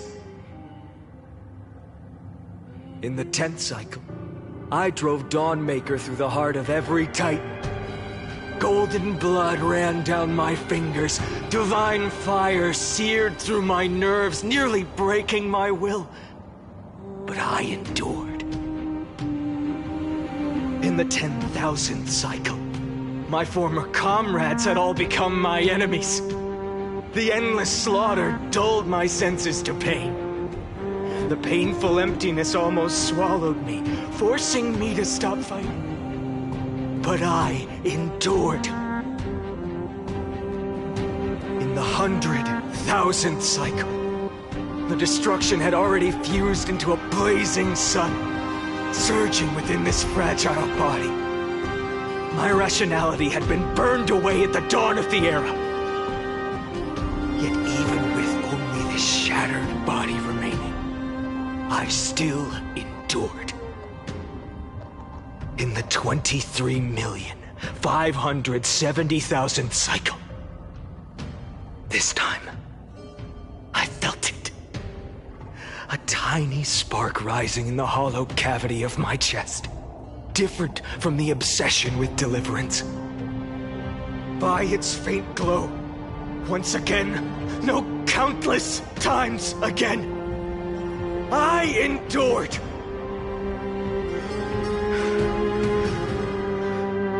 Now, a sun is about to fall, ready to incinerate this absurd space-time dimension in an instant. That sun is me.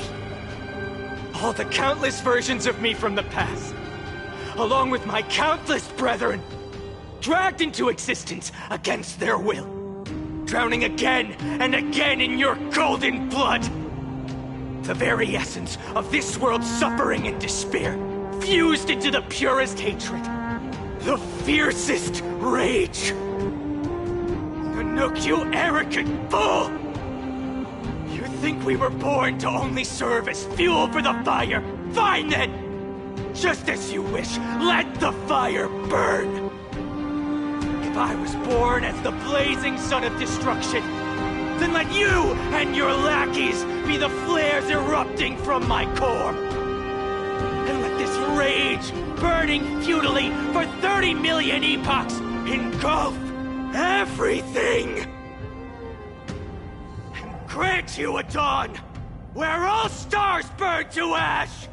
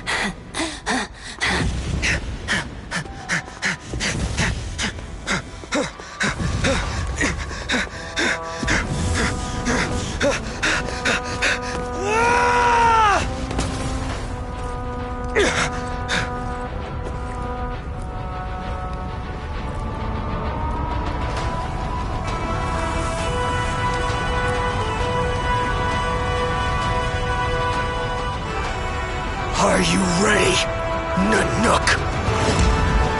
I've brought you destruction!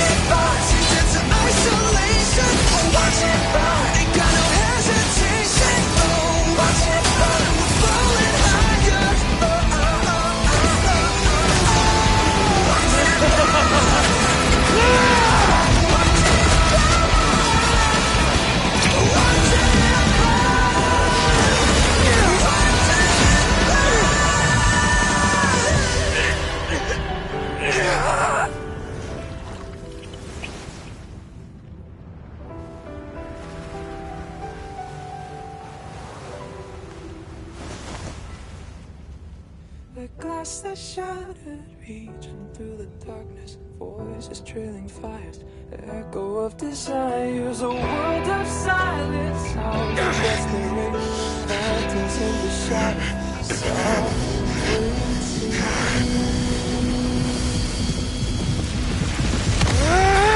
tear it down, embrace the detonation, burn, craving our damn creation, breaking a chain of reaching for you.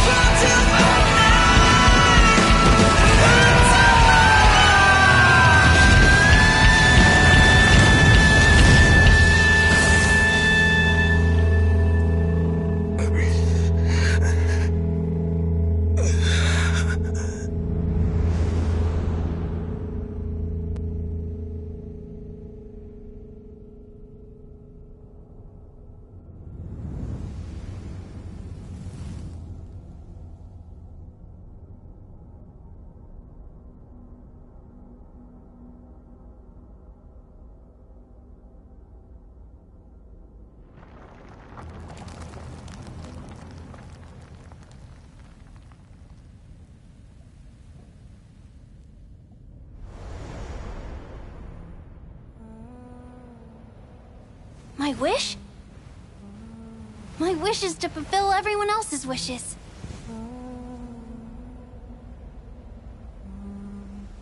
If I can't fulfill them, then send them on to tomorrow.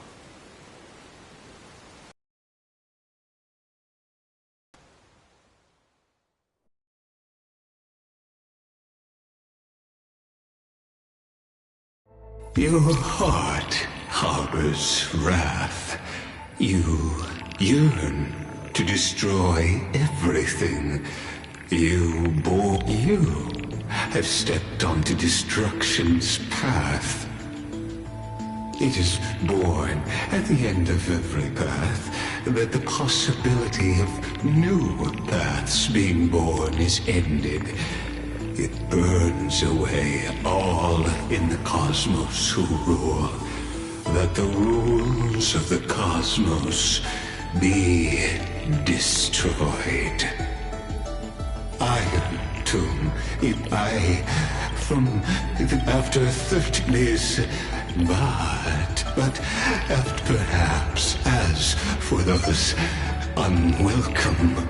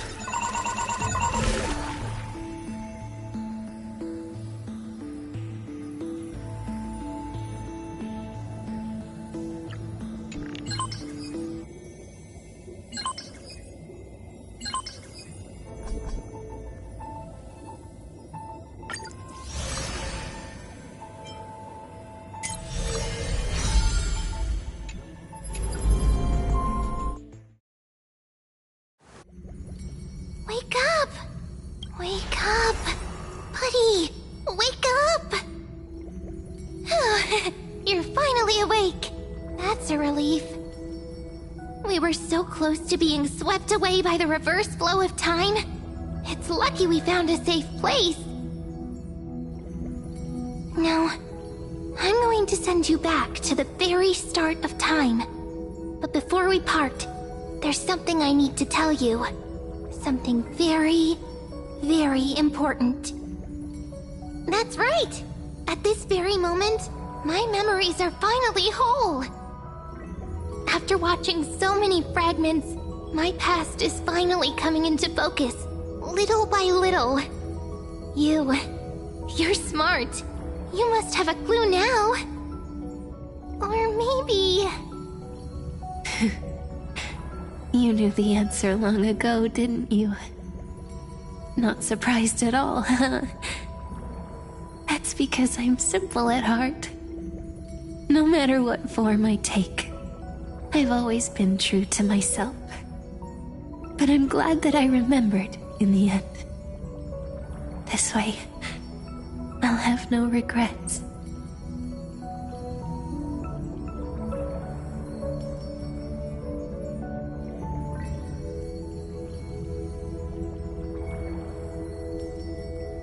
Don't worry.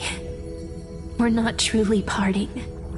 Because I'm going to become a part of you. I'll turn into the memory of this cycle. The 33,550,336th Flame Chase journey. And forever reside in the heart of the Time Demigod. This way, you'll carry all that has come before, crossing time itself to reach the next cycle.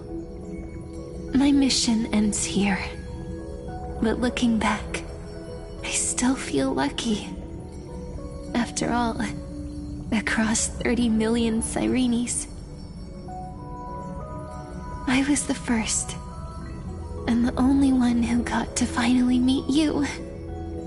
So, believe me, in the next cycle, there will be another Cyrene waiting for you. And in the one after that, and the one after that. I will always be waiting.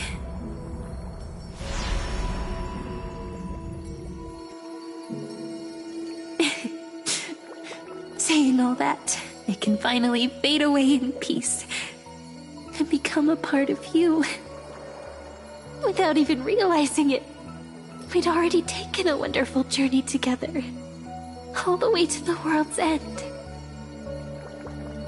Now take my hand, say a brief farewell, and step forward into tomorrow. Go, find the future Cyrene, and set out on another journey with her. Promise me you won't keep me waiting too long, okay? No need to say it out loud. This is enough for me. It's time to go, my dear friend. May your trailblazing journey always be accompanied by a cool breeze and rippling waves. And may the days ahead embrace you like the softest fluff, forever warm, forever gentle. Now, let's turn to the next page. A page that exists because of you.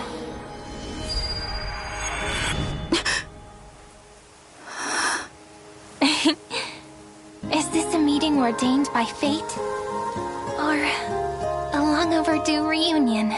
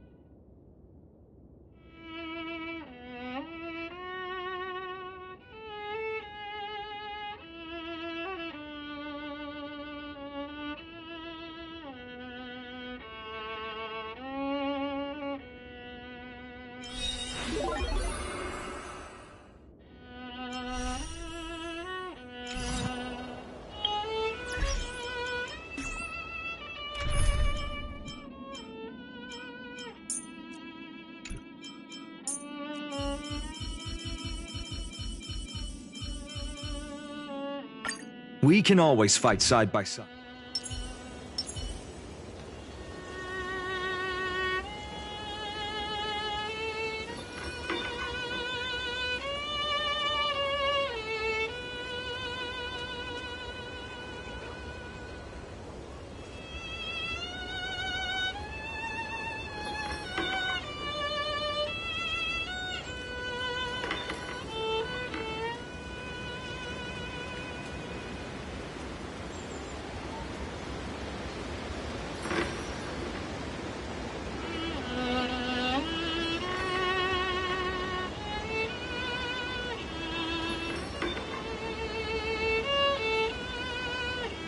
Light up the dawn.